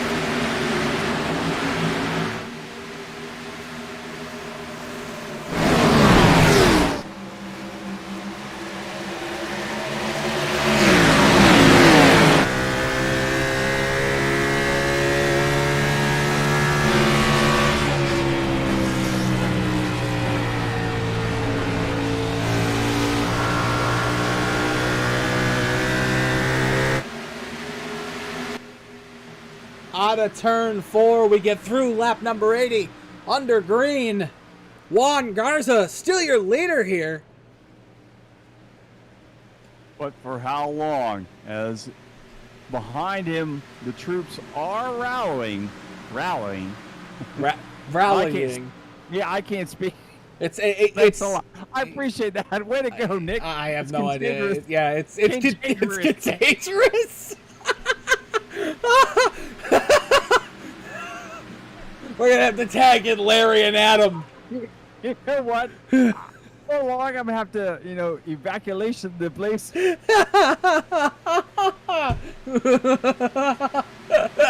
Oh, God almighty, you're killing me. Juan Garza has pulled out to a half-second lead. We have a heck of a battle here for second right now.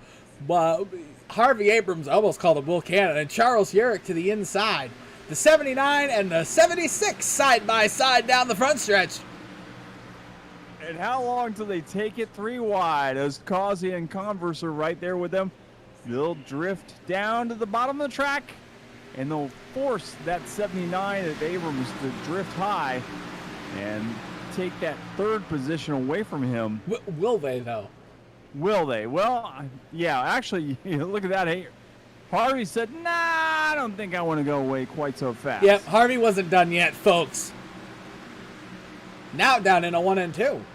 We got the teammates side by side for 4th right now. And we got Patrick Gaspar right there behind him. What a story it would be if Juan Garza can win this race.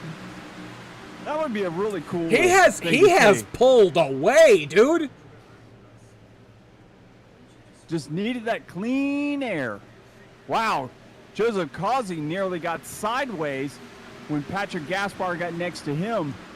He's had to fall back, and he's running side by side as the 90 car, Christian Converse, was able to pull away from him and try to set sail on the back end of that Harvey Abrams Dude Wipes car again. It's actually surprising how well Juan Mauro Garza is running. I mean, he's almost 1 second away to 2nd place. Yeah, he's checked out. He's not a slouch either. He's one of the fastest. He has the fastest lap on the entire track at the moment, so he's not a slouch. No. Got the AT&T on the front of the hood. Hopefully he doesn't lose his connection with that. Hey! I have AT&T. I do too. They're terrible, but they're too expensive. They're terrible, and their customer service stinks. We won't be getting an AT&T sponsorship anytime soon. A really good friend of mine does work for AT&T, and God help him. Yeah, I mean he loves the company, so. But I guess it's better than Verizon. Maybe. I mean, I've never really. We're gonna leave the door open for the Verizon sponsorship. So let's be nice to Verizon. They actually have money on like AT&T. Yeah, I definitely don't want Sprint. That's for sure. Oh God, no. We can talk all the crap we want about Sprint. They were the worst NASCAR sponsor ever. Yeah, you tried to use the cell phone at the Daytona International Speedway, and you couldn't because they had no service. You would have thought they'd put a tower up next to the speedway or something. You would have thought, but they didn't. Being the fact that they, own the naming rights to the series, you can pretty much do whatever the hell you want. But they didn't. Yeah, they're crazy. Juan Garza has come back down to earth a little bit over the last few laps. Yeah, 0.6 ahead. He has lost a little bit of that lead. But Joseph Causey and Christian Converse haven't really been able to do what I thought they would do, which is fly through this field. Converse just got around the 79 car. He was able to get around him. Yeah, no offense to Harvey Abrams. I thought that would happen. The one I'm excited to see is Charles Urich. If he can get around Charles Urich that easy. I don't think it's going to happen. I don't know. It might happen. He's looking to the inside now, side by side, as they go down this back straightaway into turn number 3, side by side, and he will get around him as pretty easily. As I really thought that we'd see. Oh, Harvey's in the wall! Harvey's in the wall! And look at the move with Patrick Gaspar and causing. Whoa! I almost thought they were going to wreck right there. And the caution is out! The caution is out! Derek Schilling has gone around! Big damage to the 87, the back end into the wall. Garza is just going, oh, man.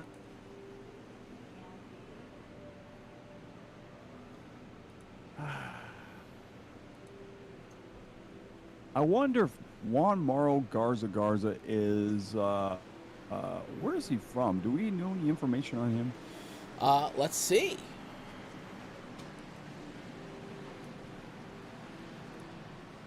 Not someone we talk about a whole lot. Negative, nothing. So we don't know if he is actually in the States or he could be Puerto Rico, Mexico. Juan Mauro Garza sounds like he might be Mexico. or Oh, descent. Derek Schilling might have got some help from Weatherby, but Greg Holt was involved in that. And Greg Holt was involved in that pretty big time, too. Greg Holt's 2 laps down. Greg Holt is not having a all-star weekend. As Garza brings Oh, the man. down. Oh, You see that too. Oh, that was some contact there, my friend. There was no give and take there from Weatherby. Oh, never mind. He hit the wall. He hit the wall. Never mind. There is no controversy there. He hit the wall. He hit the wall, and that's just the way it is. This is the way it is, baby. Like the Rembrandts used to say. So Juan Mauro Garza drives for hold on.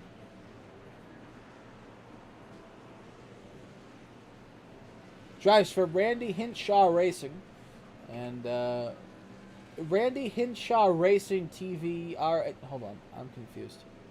He drives for Randy Hinshaw Racing. That's what I got out of that. Okay. Don't know who that is either, but He is I believe he's a league admin, I think. okay. Yes, he's a league admin. All right.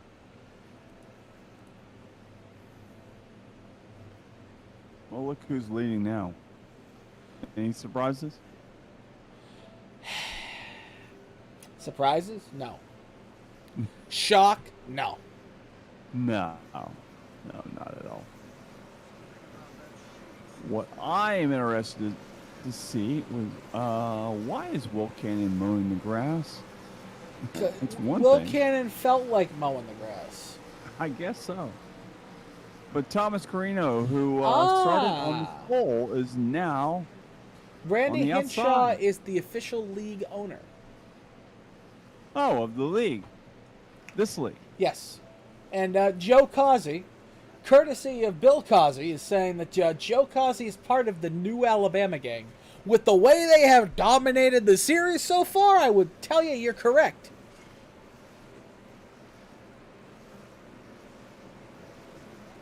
Huh. Is Tiny Lund going to join? No, we're going to get tiny Will Cannon. I heard a story that Will Cannon is 5'6". I hope he finishes in the top 3 tonight so I can find out if that's true. That's what you heard. He's only 5'6". That's what I heard. Huh. It's almost as short as my wife. That's shorter than my wife. Wow, really? No, I'm sorry. My wife What are is- they doing? Look at the. Are you looking at? Are you watching this? I don't know what they're doing. Gathright was just like running up the back end of Will Cannon. Will Cannon is running up the back of Causey. Well, like, Larry, whoa. Randy, we have a Larry? No, Where's Randy. Larry? Randy, we have a Larry? no. Larry? Randy, we have a guest in the broadcast booth. All right, great. She's Who's a she's a 25-pound black dog. Oh. Your dog is joined in here? Yes, you the want me to the go dog. Get my, you Yeah. realize your dog is like a quarter of the pounds of my dog is? Gabby wanted to join the broadcast. I have 130-pound Great Dane. I have a 27-pound boxer Chihuahua mix. Oh, that's right, the boxer Chihuahua dog, Hello, sweetheart. which I'm still kind of trying to figure that one out. I don't know how is that a one even cute came dog. together, to be honest with you. I don't either, but it is a cute dog. She's the most adorable dog in the world. Nobody can tell me different. Matter of opinion, but I'll show you. hey, the matter pace of car has opinion. pulled away, and here we go. Will Causey get on the gas? There he goes, and off he goes. Now let's watch the number 7 of Thomas Carino Jr. Will he try to reel him in? As wow, Causey got a great run as Cannon got underneath the 15 of Michael Payne. And he's stacking them up back there. 3 wide as Oh, Garza. Christian Converse and Juan Garza. Oh, that's right. Michael Payne. Michael Payne up the track. Oh, Patrick Gaspar. Oh, no, Patrick Gaspar. Oh, no. And the caution flies again. Oh, man. And you know what? What car did he actually get together with? Oh, that was awful. What's the replay on that one? Oh, it will be. That's the wrong caution. This is the right caution. This is the wrong caution. Oh, boy! Oh, boy! Somebody didn't make a friend tonight. Oh, boy!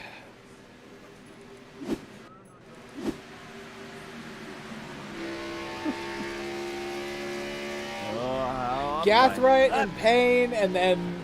Oh, man, that one hurts. Patrick Gaspar took a heck of a lick. I don't think he's going to keep on ticking either. No, that was a... You can't blame this one on Josh Gathright, though. Michael Payne came down. Michael Payne came down. Yeah, Michael Payne turned left. I think he might not have thought he was under him. We're gonna take one more look at this. I'm thinking tonight maybe Gathright may be the one mad at somebody.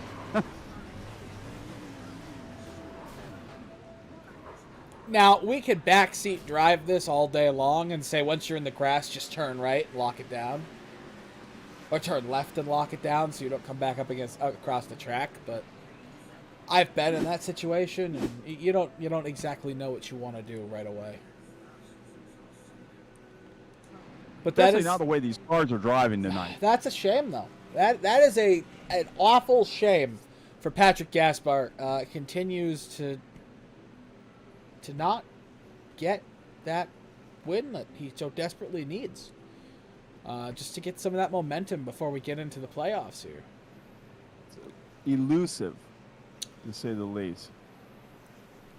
That car is toast. I wonder if Patrick would like to have a post-incident interview.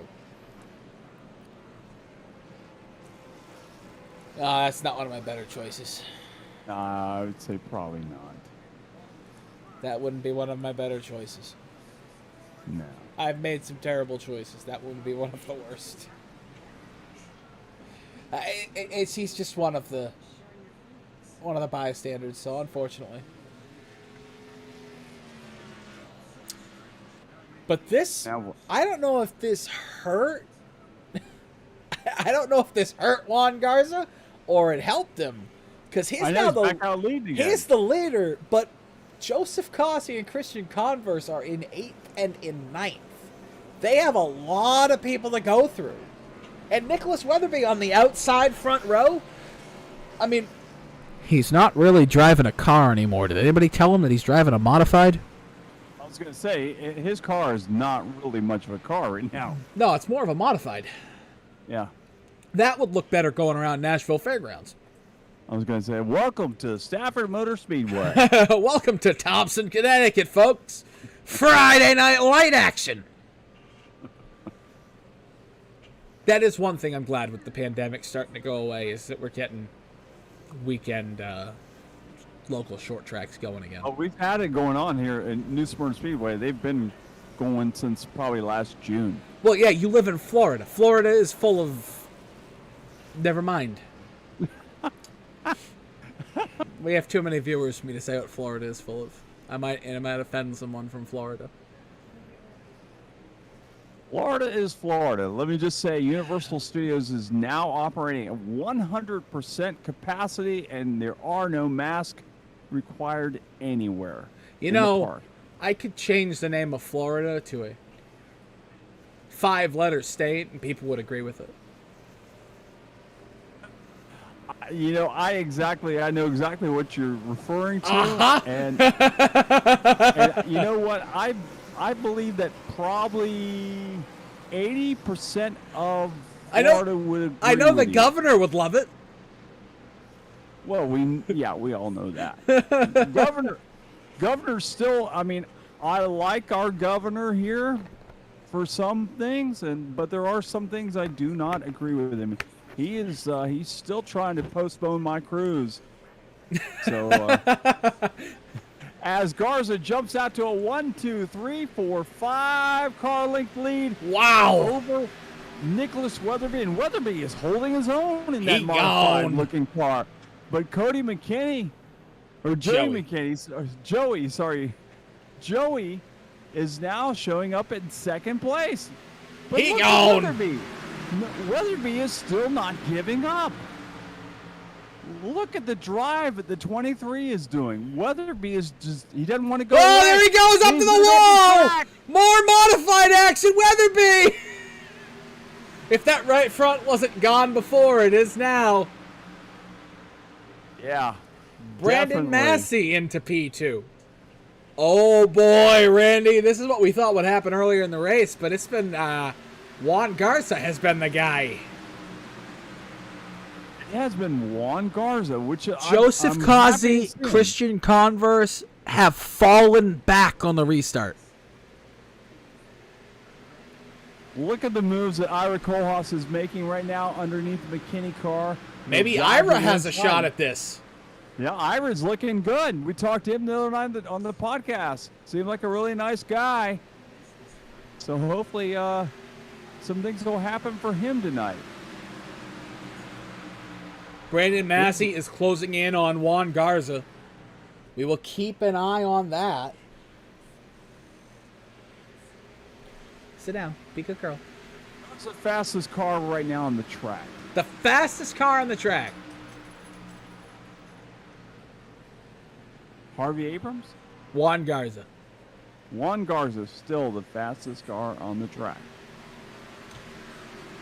Brandon Massey got around Harvey Abrams a while back, but it looks like Harvey Abrams is starting to gain some momentum in that 79 Dude Wipes car as he's caught back up to Massey's car. He's only about 2 car lengths back behind him. Kazi back to 11th. Converse still hasn't been able to move through the field. He's stuck in 8th. Caution. Caution is out. That is not what Juan Garza wanted to see. No. Lap 105. What is the caution does out fly. for? I wonder if it's this incident here that I'm... Oh my goodness! Joseph Kazi is involved in this one. Front row. No damage, but Joseph Kazi had to drive through the grass. Oh, wait. Was there any damage? No, there wasn't any damage there. Not yet. Okay, yep, good.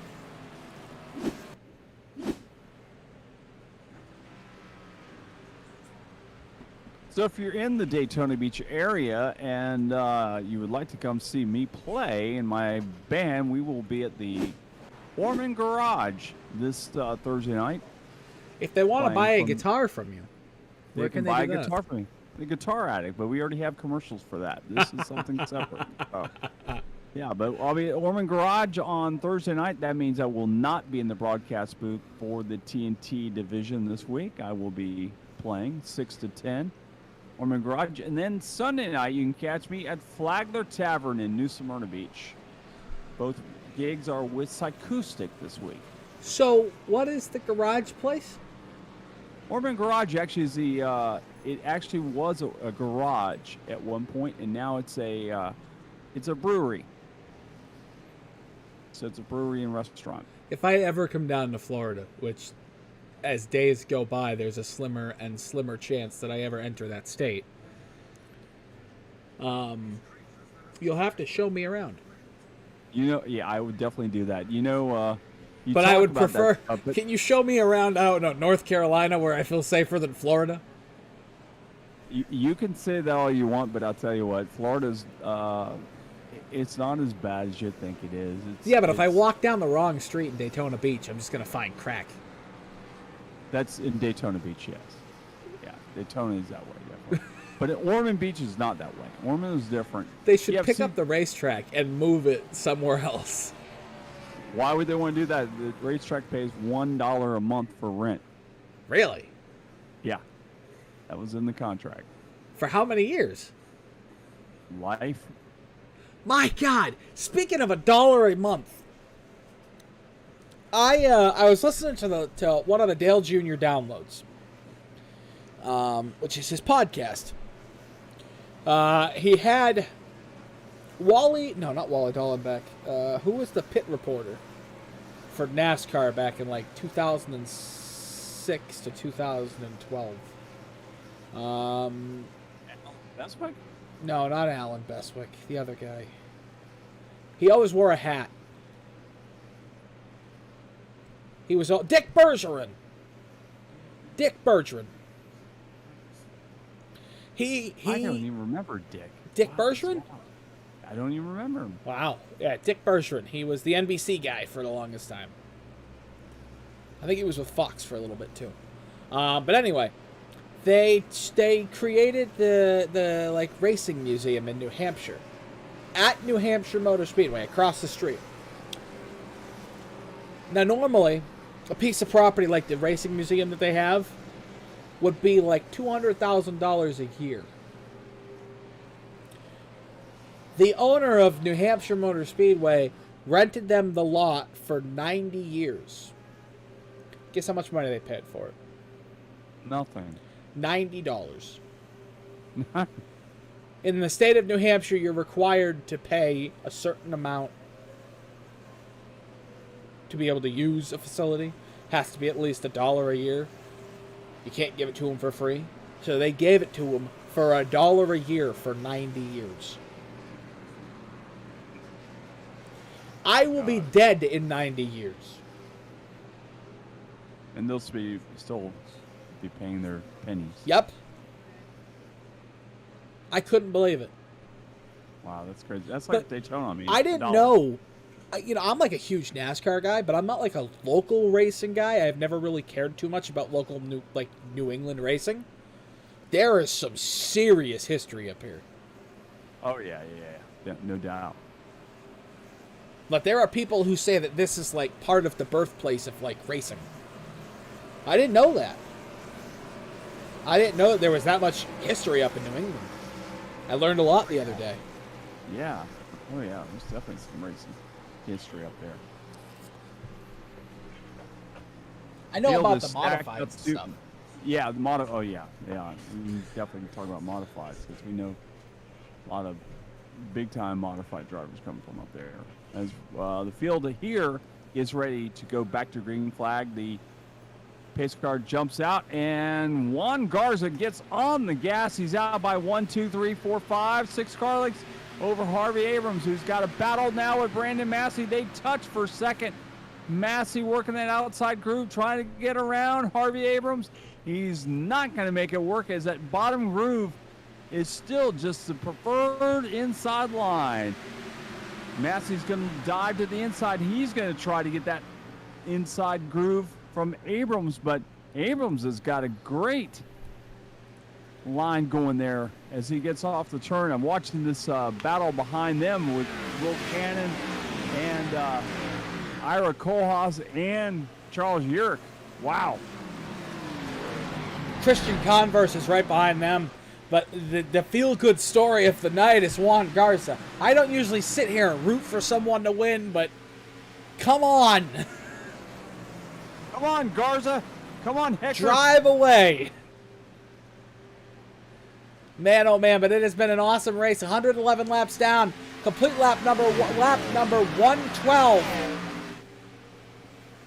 Off in a 1 and 2, still side by side for How many second. laps we have to make makes up this race again? 180, 239 miles. We got a lot of laps left. I got 68 laps to go.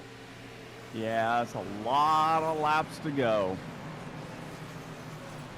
Can he hang on for that many laps? I don't know. That's a lot. As it's second place, Cannon gets around Harvey Abrams, and here comes Ira Kohlhaas. And look at Will Cannon trying to get to the outside of Brandon Massey. He drives way hard in the turn and comes off the turn settled up. So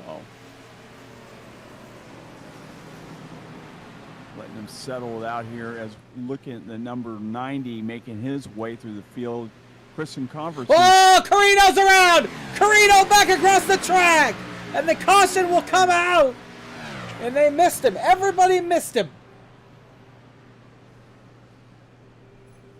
Thomas Carino Jr., who started on the pole, now has found calamity. No damage on the car. Spun it around. Came to rest in the middle of the front stretch. And everybody missed him. Lucky dog. Well, not Oh, really he the got lucky help. dog. He got some help. Oh, Him and Joshua Gathright got together. did Gathright like turn him or? What happened He there? gave him a I bump. can't see that. Huh. I'm not used to seeing him do that.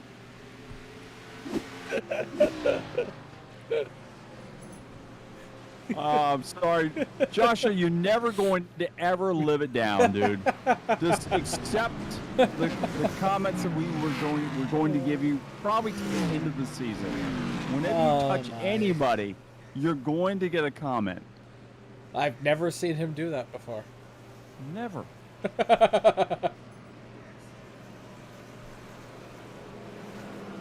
You're You know what terrible. I've never seen? There actually was a car that just drove through the tunnel.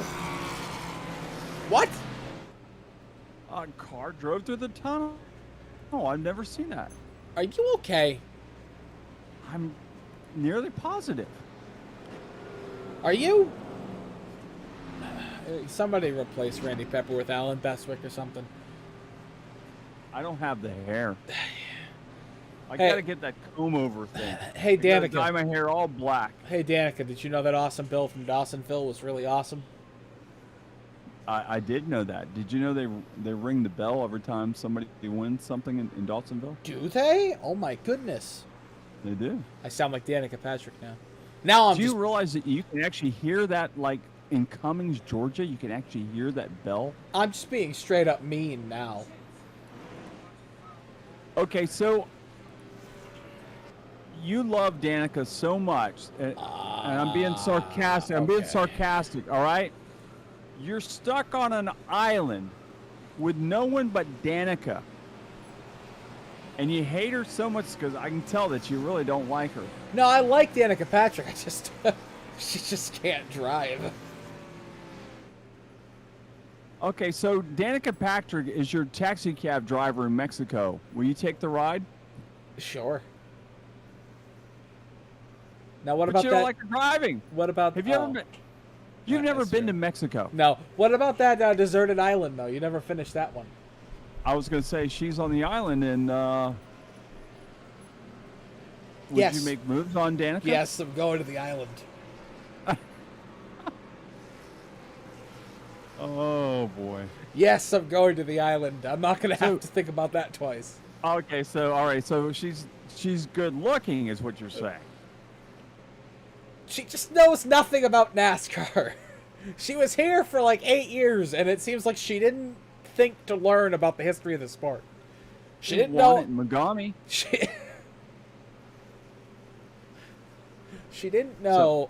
She didn't know Bill Elliott's nickname. Hell, what are you going to tell me now? She doesn't know Jeff Gordon's nickname from the '90s. What was it? The kid? Yes, the kid. Was it the Rainbow Warrior? Yeah, the Rainbow Warrior. What was the one that? You know, I'm thinking Sam, my buddies. I'm talking about Sam Bass again. I'm thinking that he regrets ever painting that paint scheme. Oh, I love that paint scheme. Yeah, but boy, Jeff got all kinds of heck for that car. Oh yeah, he did for about 15 years. He still gets heck to it to this day.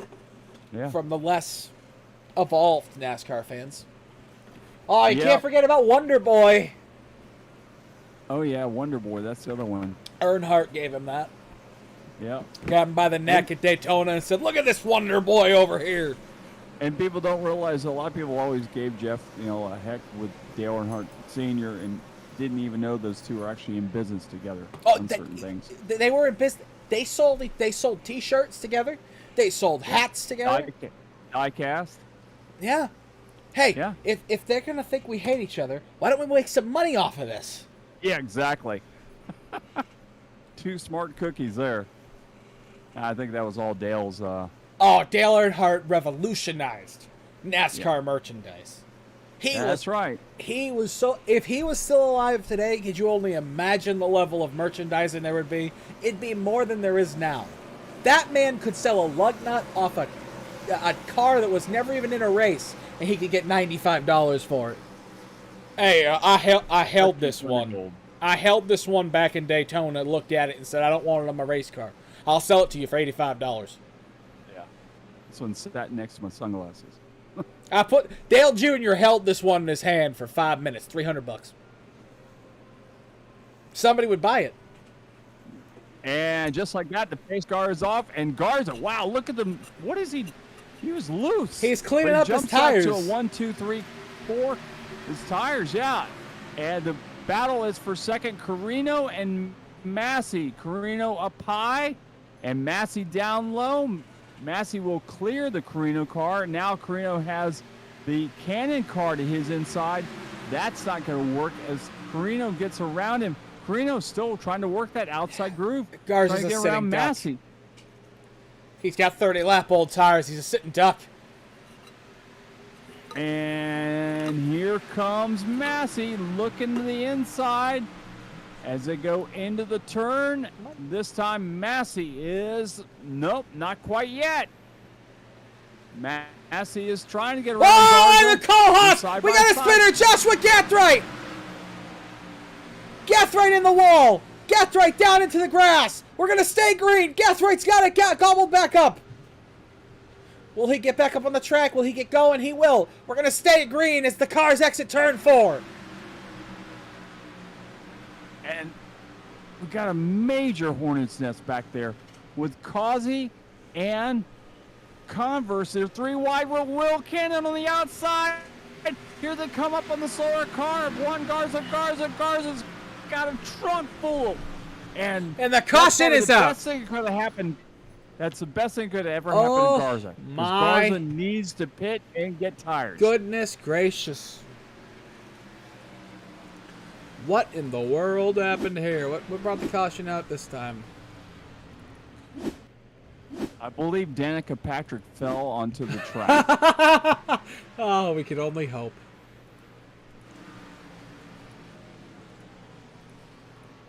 I don't know what the caution was for.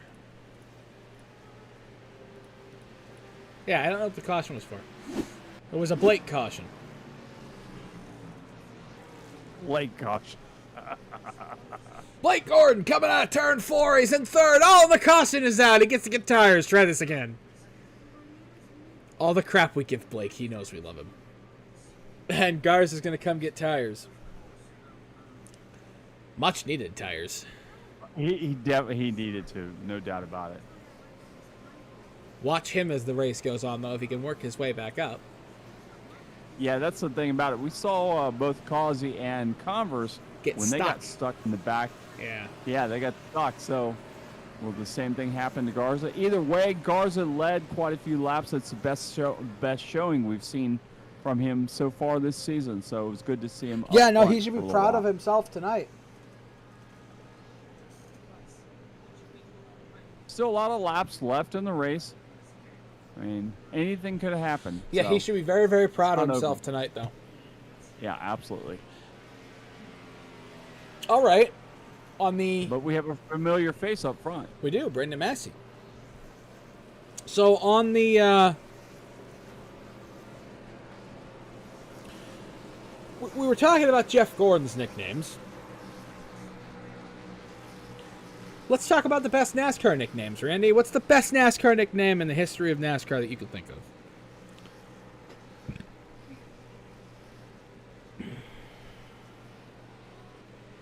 Well hung.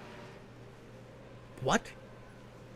Well hung. Whose nickname was that? That was actually Paul Newman.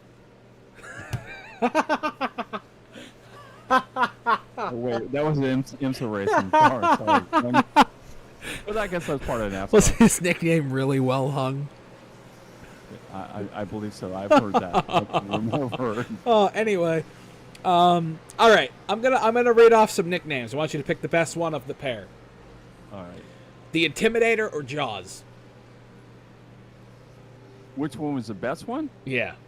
Oh, I think the Intimidator, definitely, because, I mean, it fit Earnhardt so So well. did Jaws. Yeah. but Darrell Waltrip like- never shut up. Yeah, but we didn't. Yeah, no. I'm going with Intimidator. All right. The King and Swervin' Ernie. Ooh. I'm going Swervin'. I was gonna say Swervin' Irvin is probably the best one I've ever heard. Yeah, Swervin' Irvin, because he was a Swervin' Irvin. All right. Smoke and Sliced Bread. Sliced bread. You like Joey Logano more than Tony Stewart, huh? No, no, not necessarily. I don't get the idea why Smoke was called. All the donuts he did after the wins. Bill, Awesome Bill from Dawsonville, Elliott, or Buddy the Gentle Giant Baker? Awesome Bill. The Iceman, Terry Labonte, or Front Row Joe? Iceman. The Silver Fox or the Mayor? Silver Fox, because there's more than one mayor. Jeff the Mayor Burton. Yeah. I have a friend that they call the mayor that's now the new mayor. Oh, here's one. Glenn Fireball Roberts or Gentleman Ned Jarrett?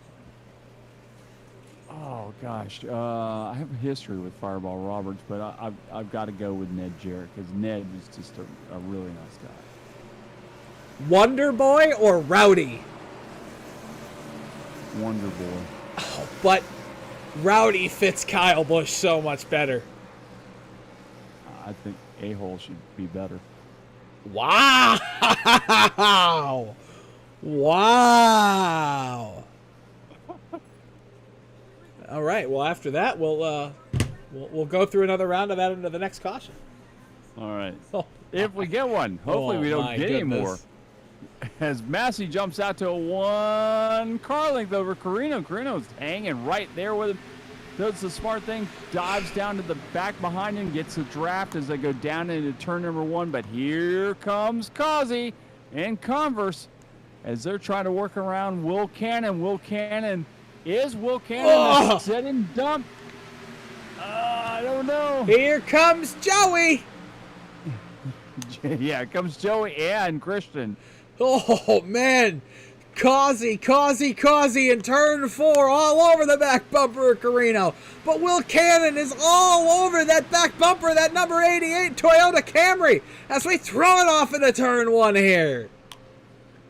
Turn 1, Massey leads the field, but for how long? Carino is running a steady pace, but the 2 or 3 cars behind him are getting very, very antsy. You see the Causey car who's battling, trying to hold on to that position because Will Cannon Will Cannon now slams the door on Converse.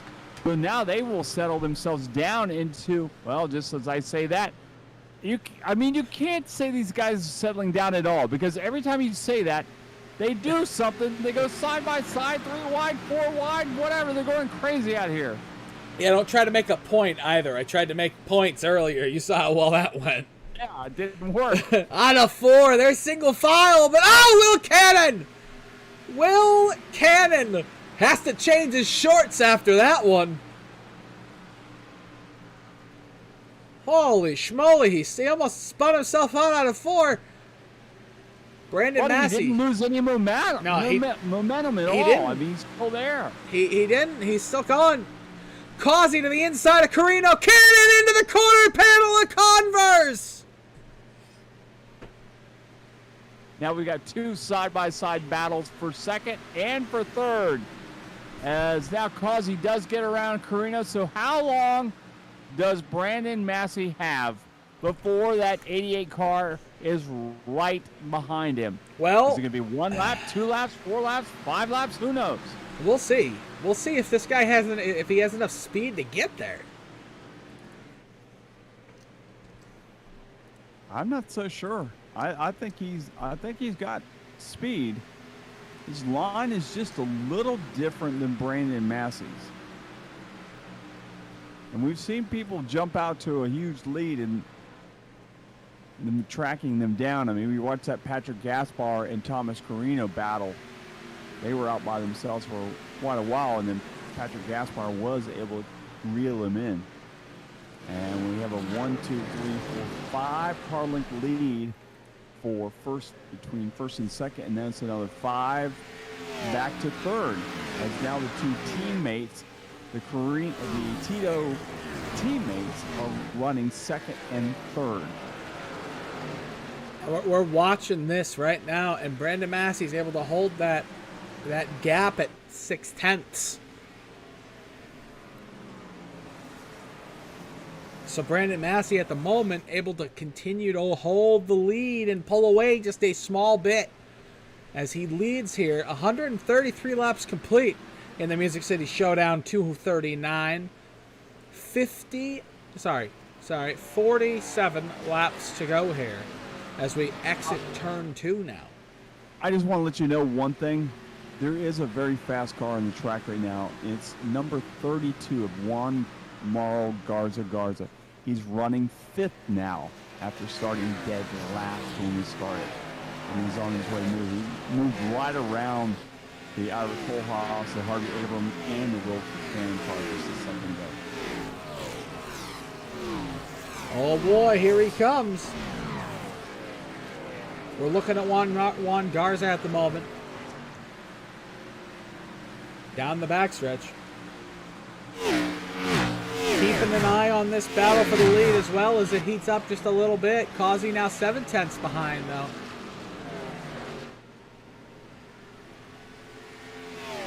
I'd like to see if we can get a caution here and see if Garza has any. I don't think they need a caution.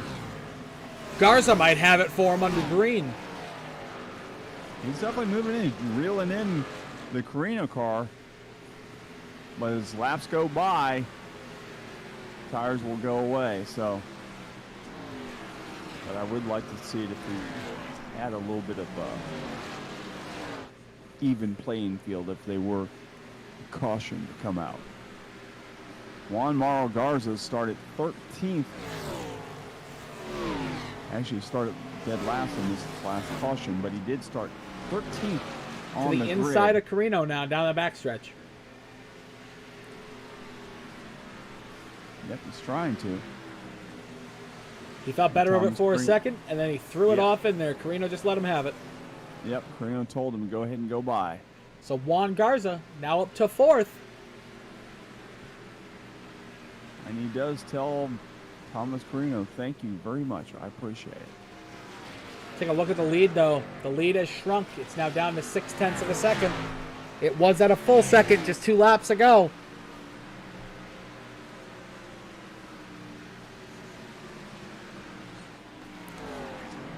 Joseph Causey, Christian Converse. That is a scary combination to see behind you. Yeah, no doubt about it. I wouldn't want that behind me. No. 2 Tito guys behind. Oh, the caution is out. Charles Yerrick is around. There's that caution I was talking about. This is going to make things very interesting.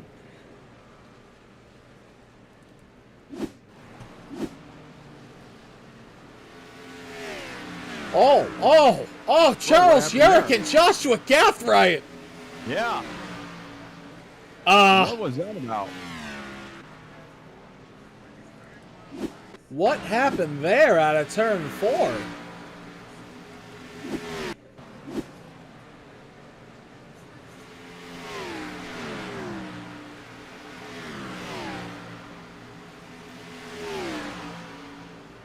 I know what it looked like, but I don't think that's what it was meant to be. What did it look like to you? Yeah. Looked like Charles Yerk might have been getting a little bit of payback. Huh. But they didn't look very happy with each other. Oh, that's uncalled for. What happened under caution, what we just saw, that was uncalled for. I did not see it. I'm sorry. I was looking. What happened under caution, going off into turn 1, where Charles was trying to pass him because it probably told him to, and Joshua drove up into him, that's uncalled for, unsportsmanlike, and there's no need for that anywhere. That is uncalled for. That is completely disgusting.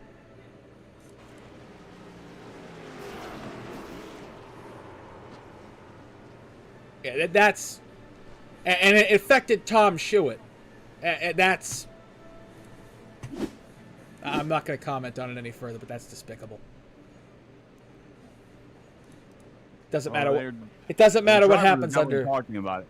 It doesn't matter what happens under green flag. It's what happens under caution, and you don't do that to someone else under caution, because right there it affected Tom Schuett. No. No.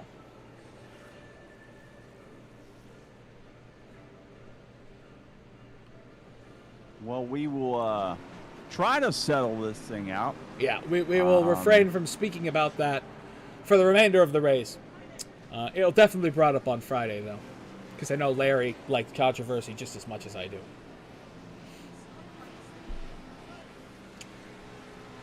Larry Patrick is who we're talking about, folks. If you have never watched the Ghost Fire Media podcast, that is on Friday nights, starts at 8 p.m.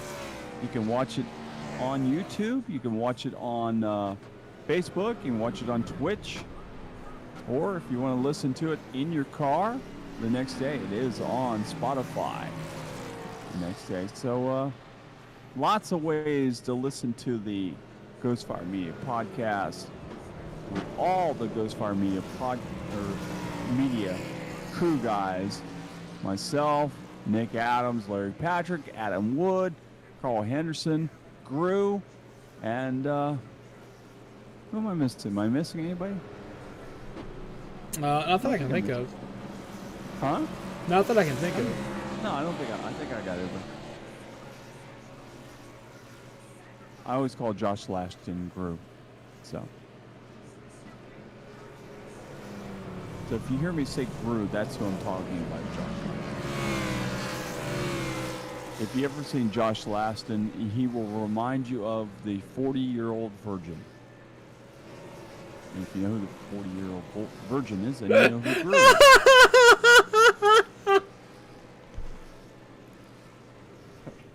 Sorry, Josh. I shouldn't. You never realized that?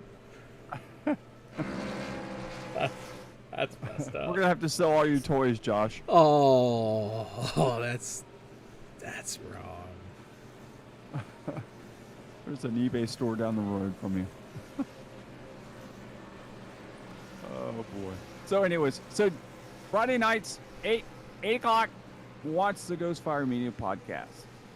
Live as it happens, and pretty much most of the chains are off. We pretty much say it like it is. So, anyhow, whilst we wait, we always have go. We always have a good guest on there as well. So, Randy, the King versus Fireball. You already asked me that one. No, I didn't. No, okay. The King versus Fireball? Yeah, this is a different round. The King is the King. Smoke versus the Silver Fox. Silver Fox. Awesome Bill versus Front Row Joe. Awesome Bill. Intimidator versus Rowdy. Intimidator. The Silver Fox versus the King.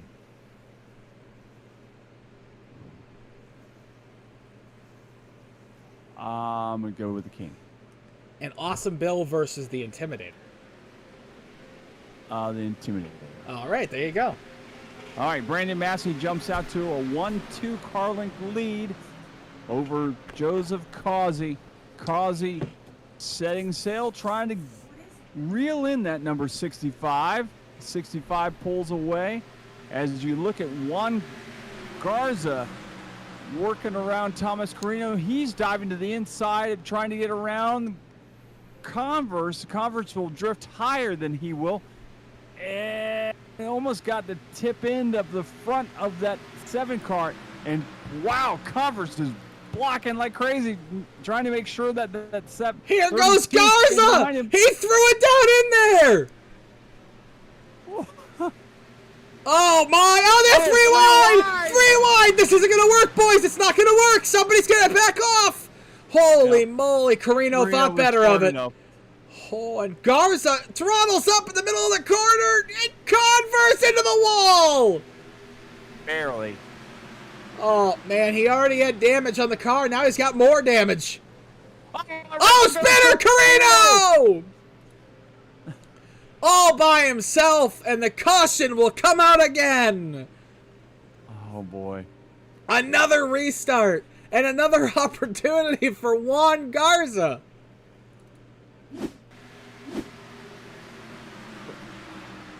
I'm surprised that Garza is just as tough as he is. It's really amazing. But unfortunately, he didn't gain any ground at all. Carino bounced off the 0-8 of Will Cannon. Yeah. He might be okay. It wasn't that big of a hit to the outside wall.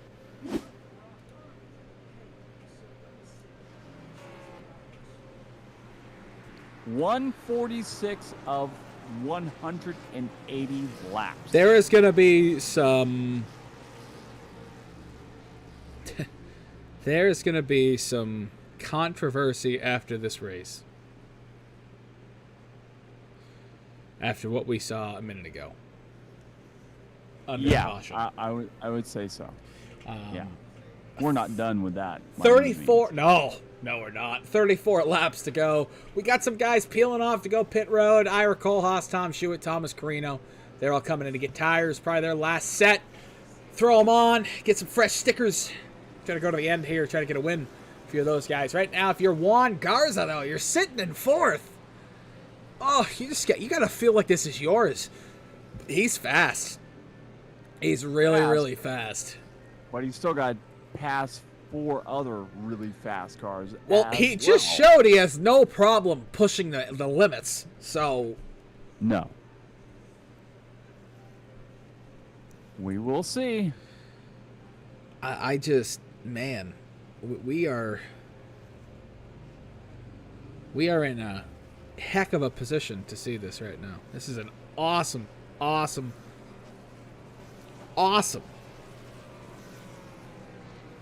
race tonight. Yeah, very good race. It's actually been very entertaining. We hope we have been very entertaining to you folks. We hope you've had a good time listening to the Ghost Fire Media Network tonight. That's Nick Adams. I'm Randy Pepper on this beautiful Tuesday night here at Nashville Superspeedway.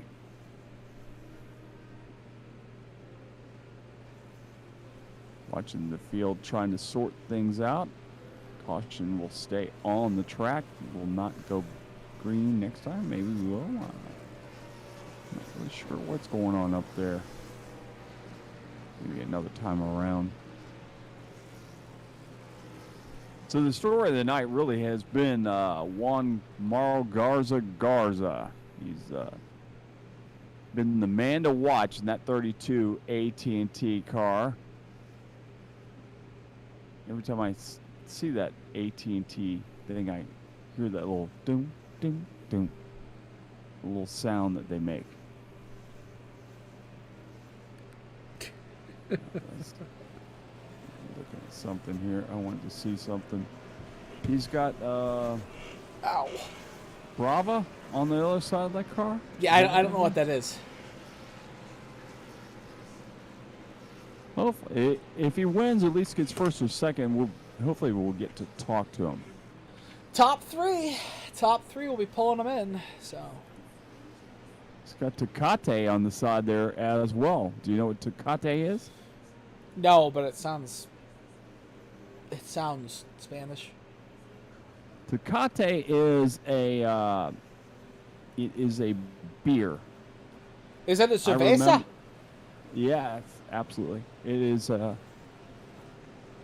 one of the more popular ones. I remember when I was younger, we'd go out to drink at a Mexican bar, and that's what my buddies all had to get, were Tecates. I can definitely find myself liking a cerveza right about now. I can tell you that. Do you think Larry Patrick would like Larry Patrick and beer? Randy, what type of dumb question is that? Do you think Larry Patrick's ever turned down a beer? Randy Patrick turned down a beer. Are you okay? I'm just asking the question. Are you okay? I'm feeling great. You sure? Other than a headache, I'm fine. Huh. Huh. Huh. So what you're saying is Larry Patrick's never turned down a beer. I don't think Larry Patrick knows what no means when it comes to alcohol. Wow. So what you're saying is Larry Patrick's alcohol. No. Larry Patrick out on the field in his duties is an alcoholic. No, I'm just kidding. No. Now Brandon Massey is our leader. He's jumping out to a 1-2 car length lead over second place. Joseph Causey tucks in line. Actually, we're 1, 2, 3, 4, 5 cars in line. Actually, 6 cars now as Cannon is in line as well. So we got a little conga line. And not for long. And here comes Garza diving to the inside of Converse. Side by side. He's almost got in the back of the row. Harvey Abrams gave him the tip. Garza went all the way from third, back all the way to fourth again, and almost got turned around by that 79 car.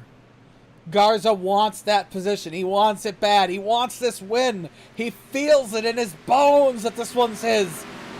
He's going to do everything he can to get up there and challenge for it. He looks to the inside, now to the outside. Now he slides back in line on the exit of 4.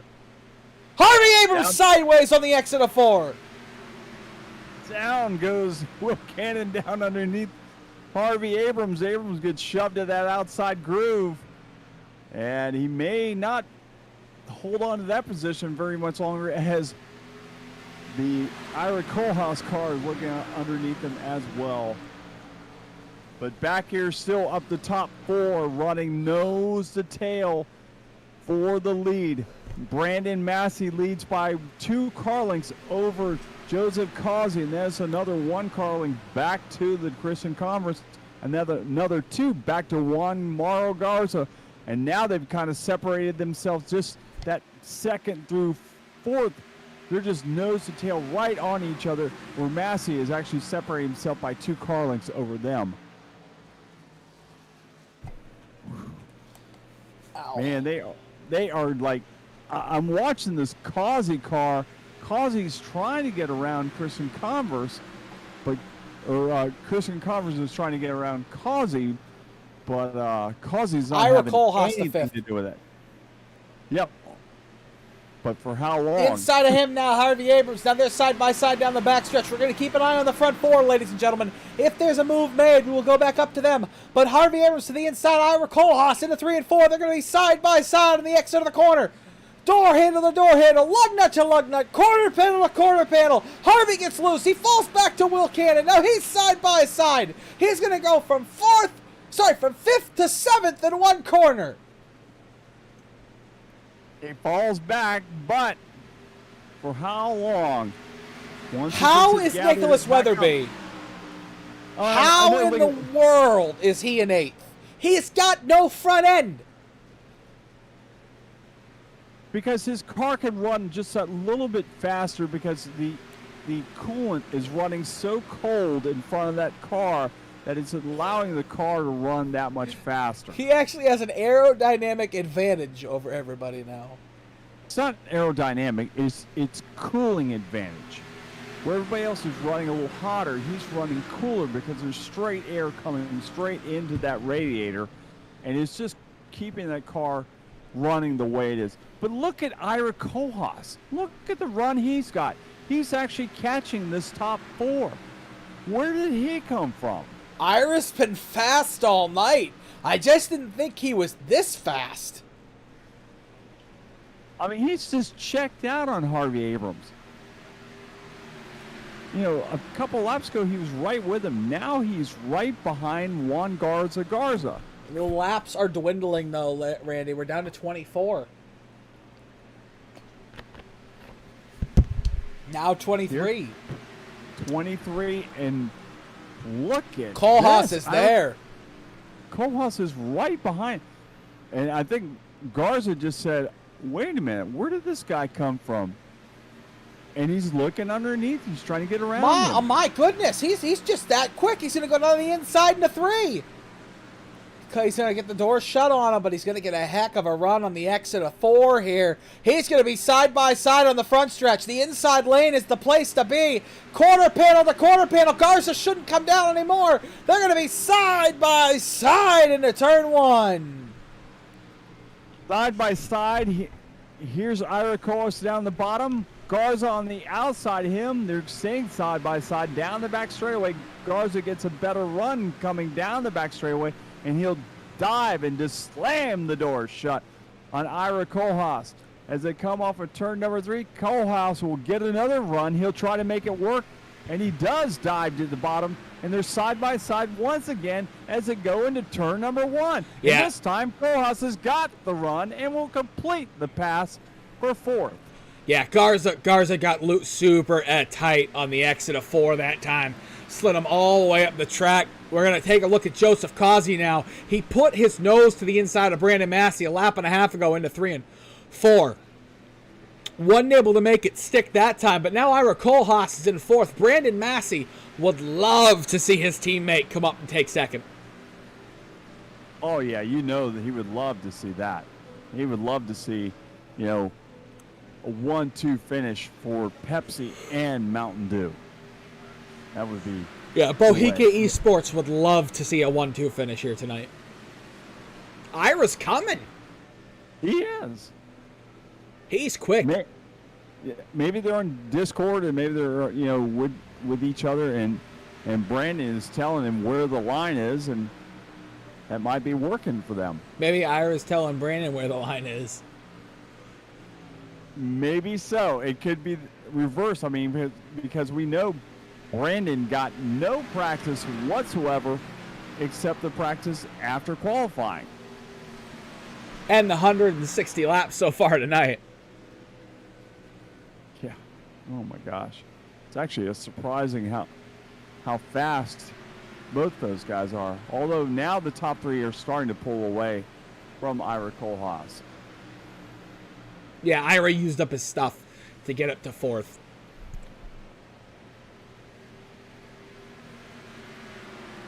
So the one thing Brandon Massey does not want to see is another caution. No, I think he has a good shot at this if there's no more cautions. But if there's a caution, it throws everything up in the air. Yep. Then he has to survive a restart with Causey and Converse right there. Yep. I'm kind of hoping that we'll get to see Converse get around Causey. So, well, we'll interview the top 3 anyway. So I think sometimes we don't interview the top 2. Because we have not talked to Christian Converse this season. We don't really have to talk to Joseph Causey. We talk to him every single week. What is he going to tell me this week? I finished 2nd. Dang! Yeah, exactly. He was my pick. He was my pick, but now I'm kind of hoping my pick doesn't win. That was he was my pick. Yeah. Actually, no. I think I actually did have Converse as my pick. I picked him a few times, and he hasn't done anything. And I was thinking this time he might actually have something. Running 3rd, that's not the worst, but I'm sure it would be a lot better if he was up front. But, you know, Brandon Massey, we like Brandon. Brandon's a good guy. It's nothing. You can't say anything bad about Brandon Massey. He just seems like a good old boy. You know, raced with his father for many years. Just a good old boy. Yep. Good old Never boy. meaning no harm. That's all I can sing from the song because of the copyright. Whoa, look at Oh, my Converse right goodness! over the back Converse bumper. and Causey! Wow. Oh, that's just going to be some conversation about that. And Tito's racing. Holy moly. Kristen Converse laying the karate chops all over the back bumper. Converse told Causey to get going. Yep. Well, that would have been a heck of an Get going. interview.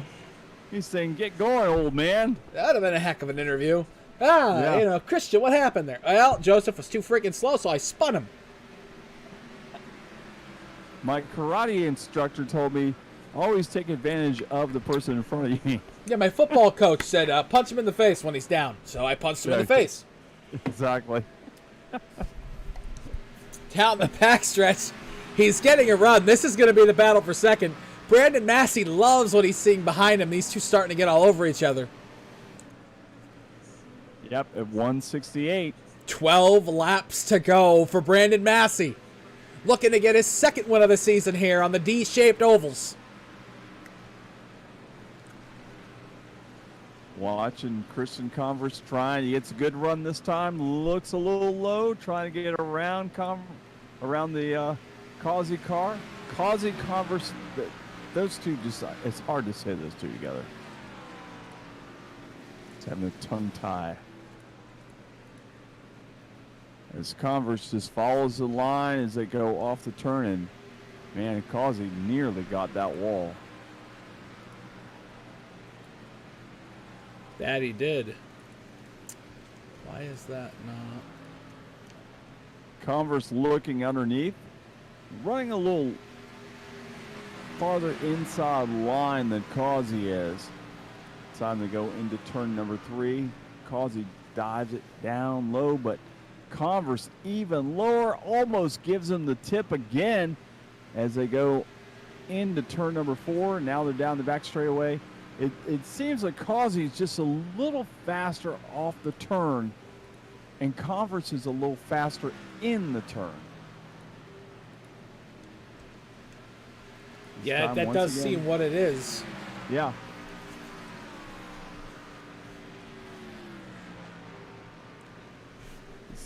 Converse cannot close in on him. Maybe he's used up his stuff. I don't know. But it does look like he may have used up his stuff as he's fallen back by 1, 2, 3, 4 car lengths back behind Causey. But as they were battling, our leader is almost 1 second ahead of second place. Brandon Massey and that number 65. Yeah, Brandon is taking Mountain View advantage of this. Buckshot car. Yeah. He's taking advantage of this very well. Managed the race very well here in this final stage. Kind of came out of nowhere. And just as I said, Converse was done with Causey. He's caught back up, and he nearly caught the back end of that car and turned around Causey. He is there, my friend. He is not done with him. I don't think either one of these two have anything for Brandon Massey, but I guess second sounds better than third to Converse. Probably the youngest driver in the field. He's only 15 years old, driving like he's 45. Actually, probably 32, more like. 45 is pretty old driving.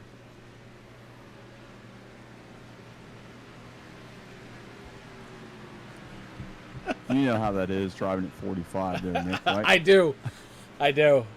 It's really hard. My back hurts when I get out of the car. Legs hurt. Arms hurt. I feel like I'm 100. I'm only 97. I shouldn't feel that old yet. Teammate Joshua Gathray gets out of the way. Yeah, he gets out of the way. That was just a joke that one of the guys on the Ghostfire Media team actually thought that Nick Cannon. Nick Cannon. What am I? Am I an MTV superstar now? Yeah, like 40-something years old. He's like, I'm 23. Leave me alone. 24. Thank you. 24. Okay, 24. About to be 25. Wow. Makes you feel old, doesn't it, Randy? Oh, Converse almost got into Joey McKinney. Almost.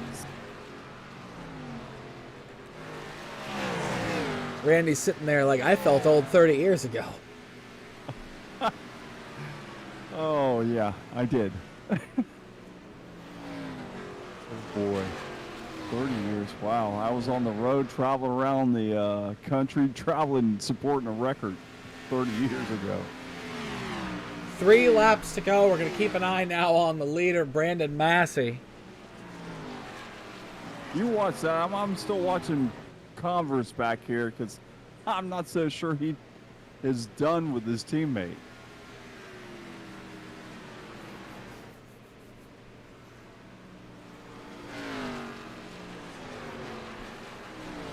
And we're going to come to 2 to go now.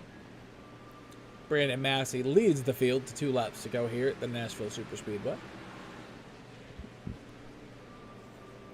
The 1 mile long D-shaped oval.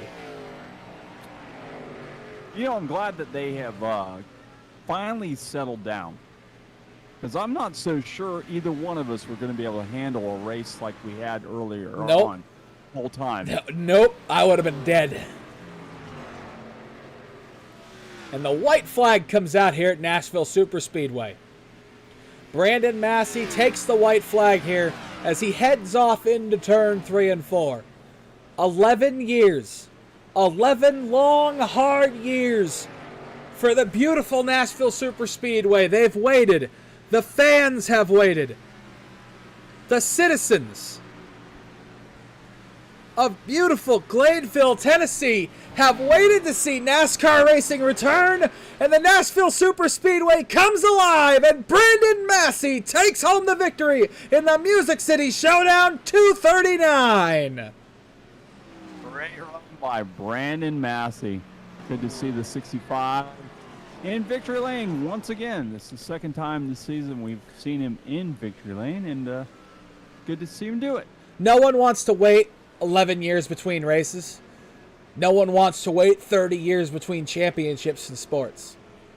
But it always feels nice when the first race or that championship that you've been waiting for finally comes, and it is amazing. And tonight, the IVRL boys put a show on for the fans. And now Brandon Massey will come burn it down on the front stretch here in Nashville and show everybody, along with his teammate Ira Kohlhaas, what Bohica Esports is made of.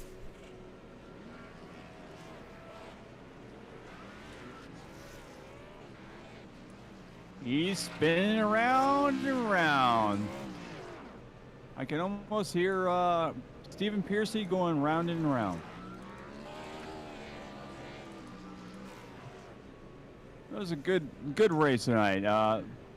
Tough leg for Juan Mauro Garza because he had a great run running, but he did come home 5th.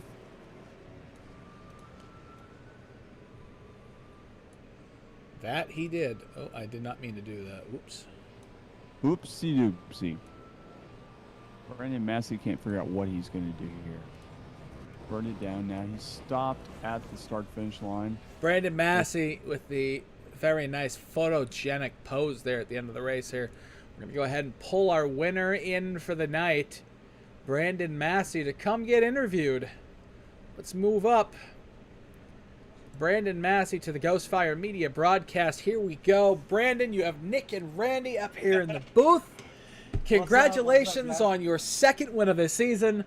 The return to Nashville, 11 years in the making for the fans here in Gladeville, Tennessee. How does it feel?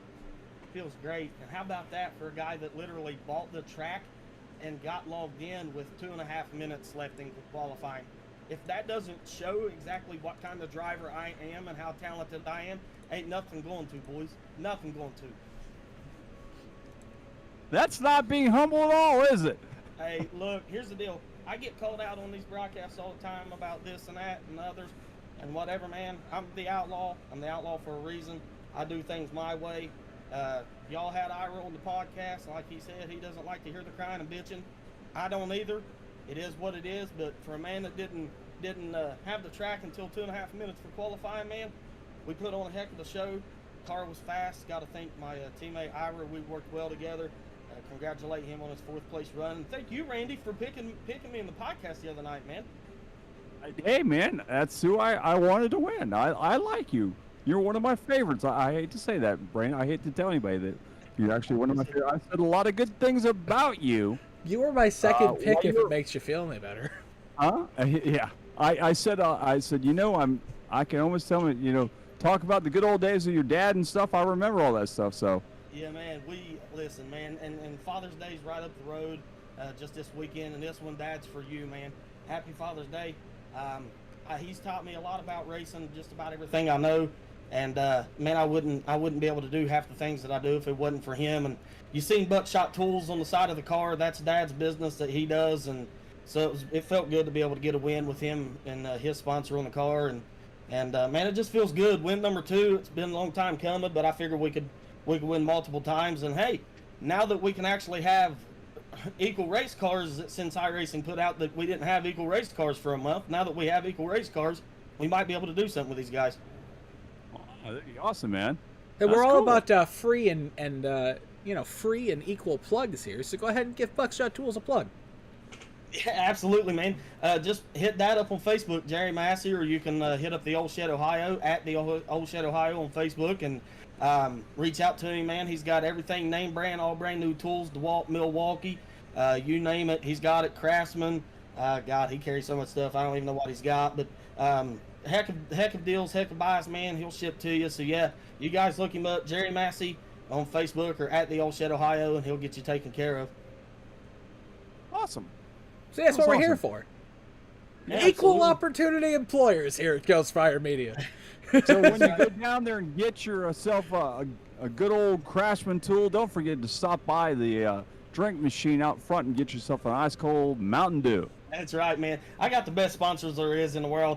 Absolutely. First and foremost, man, I want to thank the good Lord above.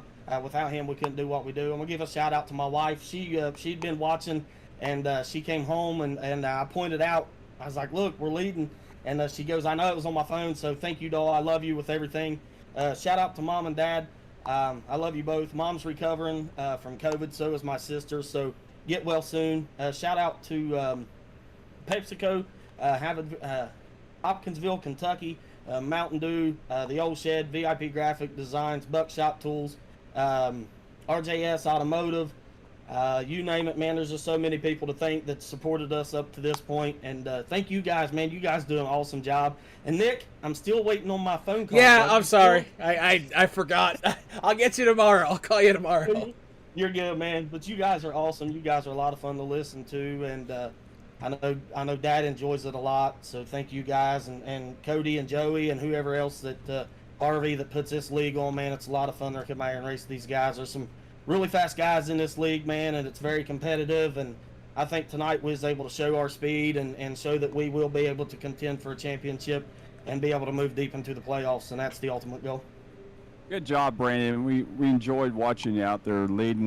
We were looking at it. It definitely is a lot more competitive. Juan Garza was really fast, and we were kind of hoping he was going to win because we haven't talked to him. At least get second, so we could talk to him. So because we've talked to him, and like I said, I like you. You're one of the guys I like to talk to. But we're kind of hoping we might get to talk to Garza because we haven't talked to him this whole season. And Well- the other guys we've talked to. that next to last restart that we had, or the last restart we had, Ira, my teammate, he goes, listen, he said, don't burn your stuff up. He said, I think that you're faster than the 90 and the 88. He said, but the 32 is bad fast. He said, so just don't burn your stuff up, and the 32 is going to have to race his way around the 90 and 88. And so I took what he said, and I already knew he was coming. I already knew he was bad fast in the mirror, and so but yeah, listen, I'm you guys probably hoped that he was winning, but I'm glad I'm up here talking to you. So Yeah, if he won first or second, I just wanted to talk to him because we have not talked to him, so that's all. right, absolutely. Yeah, you guys do a great job, man, and Yeah, I got to listen to that podcast the other night. I try to catch them when I can, man. You all do an awesome job with that. It's a lot of fun to sit and watch and be a part of. So, man, you guys got it going on, man. I appreciate you guys and everything you do. And thank you for putting my name out there and my sponsors and giving us all the shout-outs during the race that you guys do, man. It means a lot to me. You'll never understand how much that really means to me. So just want to say thank you guys, man. Nick and Randy, you guys do a fantastic job. Thank you. We Thank you. appreciate That means very a lot. much. Yeah, it means a lot to us, definitely. So, Brandon, we'll let you go celebrate, and we'll go talk to second place, I guess that is, right? Yes. Yeah, thank you guys. Appreciate it. Thank you. Good. All right. Let's go ahead and pull in second place. Oh, Christian. Oh, we missed a pass. We missed the pass. What? Pulling in second place, Christian Converse with the second place finish here tonight. Christian, Yeah. you get Nick and Randy up in the booth. Did you get Joseph out of the final corner? Yeah, I got him. He got a little loose. Oh my goodness, how did I miss it? Hold on. Hold on. Oh, he's going to have to go back and check it out. Christian, we have not talked to you, I don't think. It's this been a while. It's been a while. I think we talked to you the very first race we actually did. We talked quite a bit. I haven't been in the last. I mean, we talked at Charlotte. Okay, with Charlotte. Did we? Trust me, me and Randy feel like Charlotte was like 900 weeks ago.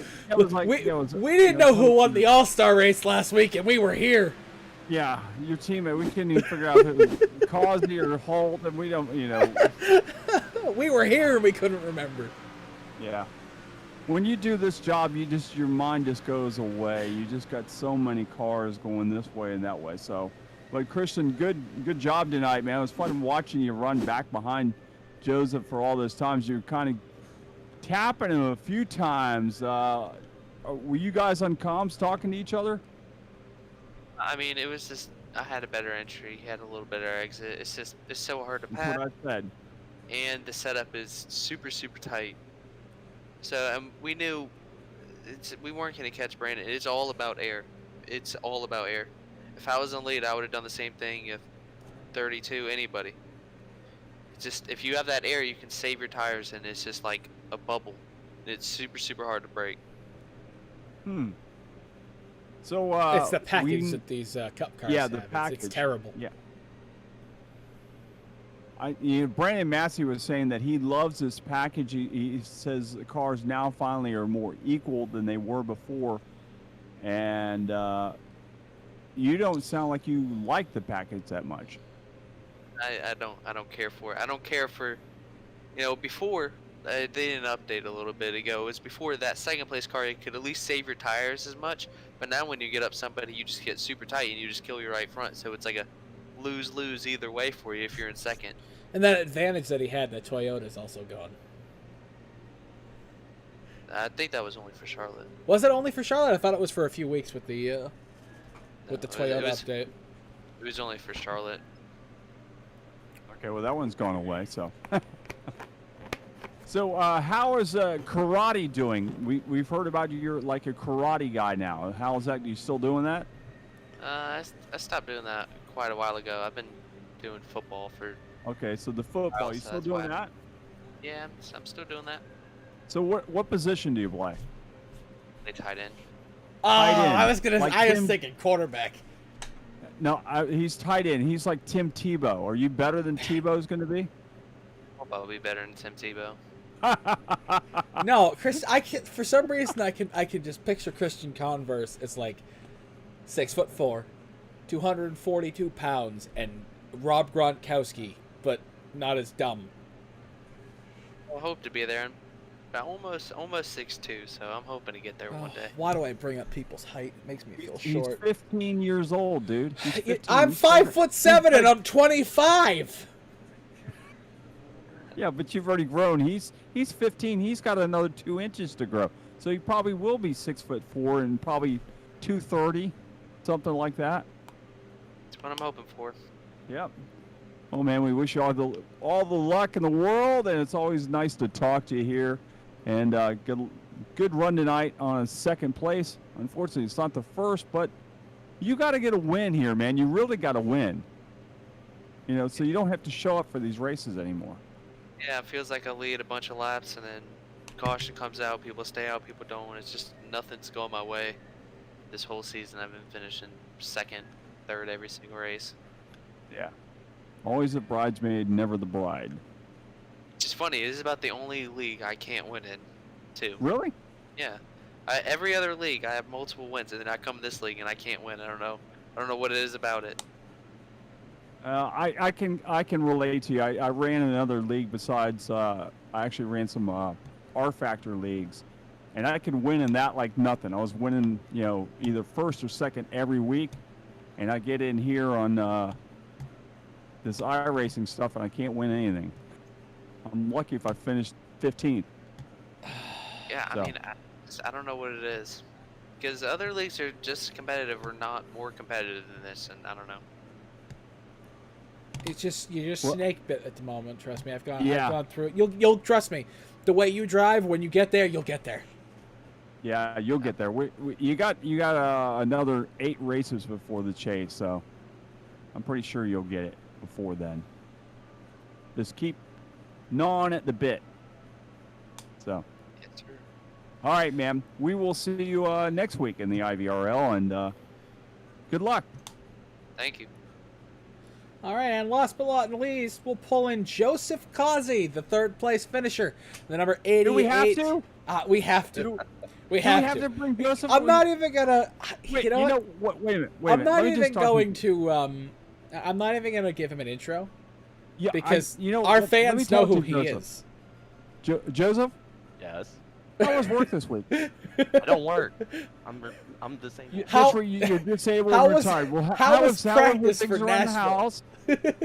How were everything good around the house? Did you vacuum Yeah. this week? No. No. Did you sweep? No. Are you going to vacuum? I don't have to. Okay. Oh, Joseph, did anything exciting happen this week? Not really. Okay. All right. Well, how was You know, practice we for would say- Nashville? Did you see this coming? I mean, I wasn't really. I don't know. I didn't really practice. So I mean, I came here on a wing. This was the first day to practice, and Oh, come on. I did. On Friday night, when we talked about you in the podcast, I was like, Causey's going to run way too many laps at Nashville over the weekend. He's going to dominate. And then you come out here tonight, and I'm not going to say you laid an egg because you did. You did a fantastic job. And there was about 5 guys in this field who could win tonight. So the fact that you were able to, I can't believe I'm about to say this, but the fact that you got third tonight was kind of like, there were guys who were, normally you and Christian and Brandon are miles ahead of the other guys in speed, but everybody was fast tonight. I think it was just it's a new track. Nobody really knows. It's mostly all trying to figure it out. Carl You Henderson realize said the guy that in the that podcast. He said that it's going to be because of the new track. Nobody's going to have the little special things they know how to do. Exactly.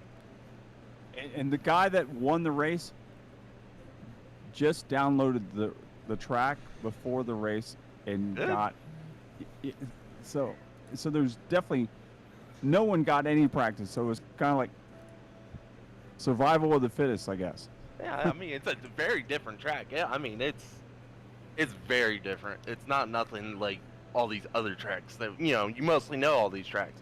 This one's just like, you have to be very slow in the corners just to get off the corner, and then freaking you're hauling but like 180 down the front stretch and the back stretch. And, then you got to slow all the way back down coming through the corner. So it's very different. We did not see when Christian got around you. Did he bump you to get around you? Or you No, I freaking trying too hard at that point in time. I'm just trying to figure out what to do. I've had my damn brake bias nearly to 57%, I think. Trying to freaking get that thing to rotate the way I wanted to, but it wasn't given. Wow, that's pretty low. Yeah. Just one of those nights then, my friend.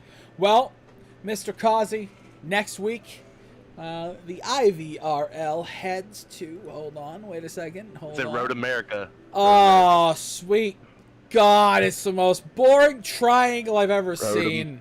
Oh, it's a Pocono. Oy. I'd hate Pocono. I don't want to hear that from you. I hate Pocono. All right, I'm calling it now, Pocono. Randy. I Joseph hate Cos is Pocono. going to win next week. No, I hate. He said he Pocono. hates Pocono. You know what happens when he says I hate Pocono? I Gonna hate Daytona. I hate Sonoma. I hate this track. Every track you hate, you win at. You win. Yeah, you win. I hate Pocono. I hate Indianapolis. I'm glad Indianapolis is a freaking road course. So. Oh, great. Everybody should just not show up for the Indy Road Course. Joseph is happy for a race. That's scary. Even I might not show up for that one. No. So I guess Pocono, and then we got Road America. So Yes, Pocono, Road America, Atlanta, New Hampshire, the Glen, Indy, Michigan, Daytona, then we start the playoffs. All right. So we'll be good at Road America. Okay, so you'll be no good at Pocono next week? I don't think so. Remember I'm that not a on Pocono- Friday, Randy. I'm not Right. a Pocono racer. Write that down somewhere. Joseph said he anybody hates in the- Pocono. I got it. So is anybody in the team Tito good at Pocono? I would think Greg would be. Probably Christian. I'm not good. I'm not good at Pocono. You know, Kristen's got to win. He's got to get a win. Otherwise, he's not in the chase. You know. Yeah. Yeah, he'll get it. I probably held him up there at the end, freaking I was just trying to get, I don't know, try to get a better arc in and trying to see if I could close up the time. But I mean, man, Massey, he just kept pulling and pulling and pulling. He was so great coming out the exit of the turns. It was crazy. So Joseph, really quick, one final question. This one's about the race, but not about you. What is your opinion, not referencing anything that happened tonight, if an incident happens under green flag, what is your opinion of retaliation under caution? I mean, when I see an incident under green, if I had an incident with somebody under green, I mean, I don't go. I'm a quiet person. I don't like to say anything until I really see the video. I go back and look because I've done that before where I've opened my mouth and, you know, it was my fault to begin with. So where I always stand is I go watch it first, and then if it's me, I'll say it's me, you know. But if it's them, I'll let them know. 10-4. I think. Yeah, I think Nick is going to watch something. It had nothing to do with you, so, by the way. Oh, I already watched it. I already know what happened. I can't wait to talk about it on Friday. Okay, so you got to tune in to the podcast on Friday night, so to see what it was. Yeah, I heard some interesting things from last week, so I need to go watch it. I want to go watch it. Oh, there's some interesting things from last week. There's going to be some Oh, yeah. interesting things on Friday this week. You guys just keep giving me free content. It's fantastic. I love you guys. You guys make my job easy. Like, normally, think about it. Like, normally the pre-race guy, when he tries to write up a little blurb about the race, has to think, right? You guys just write it for me. But in all seriously, Joseph, thank you so much for joining us. We'll talk to you next... We won't talk to you next week. I'm not going to say Maybe we're not. going to... I don't think we will. Maybe we'll because talk I'm to you not- next week. If not, I'm going to have to go practice. Don't qualify very well, because if you qualify very well, you know what happened. I was going to say I didn't qualify this tonight. I had to go use the bathroom. Well, Joseph, you have a fantastic night. Me and Randy are going to wrap this up, so you have a good night. We'll talk to you at some point in the near future.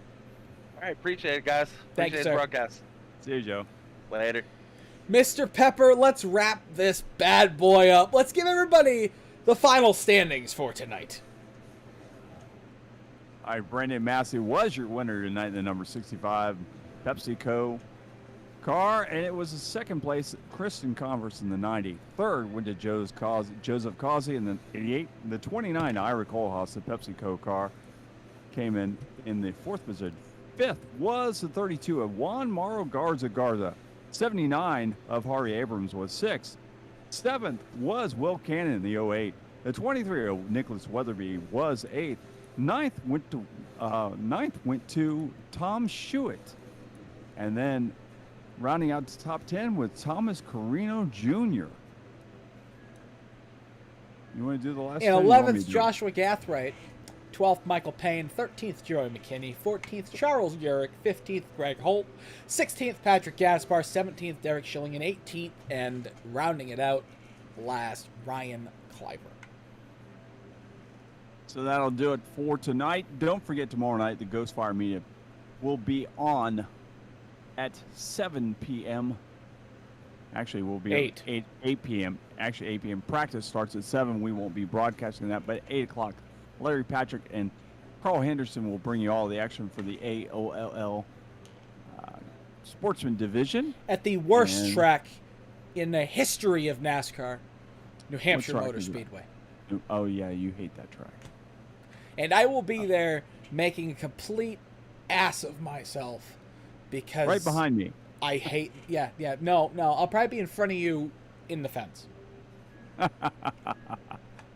And then Thursday night's the TNT Division. New Hampshire. Sponsored by the Guitar Attic.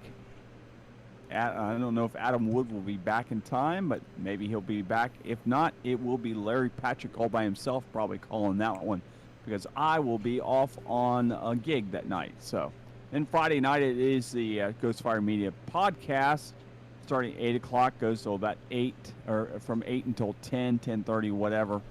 And then Sunday night, the AOLL Cup Division with your broadcast, Josh Lassen and Carl Henderson, giving you all the action from, I believe, Nashville as well. I'm not sure. I'll have to look. I'm not positive on that as well, but I believe it is. So, yeah, I'm pretty positive about that. So, anyways, that's the way. Yeah, it is Nashville. So that's the way it works tonight, or how it stands tonight. Brandon Massey was your winner here at Nashville Superspeedway. Christian Converse was second, and Joseph Causey was third. That's your top three tonight. And we will see you next week here on the Ghost Fire Media Network for another night of great racing in the IVRL Buttkicker Series. So from myself, Randy Pepper, and Nick Adams, we want to say so long from the Sunshine State. You're watching iRacing on the Ghost Fire Media Network.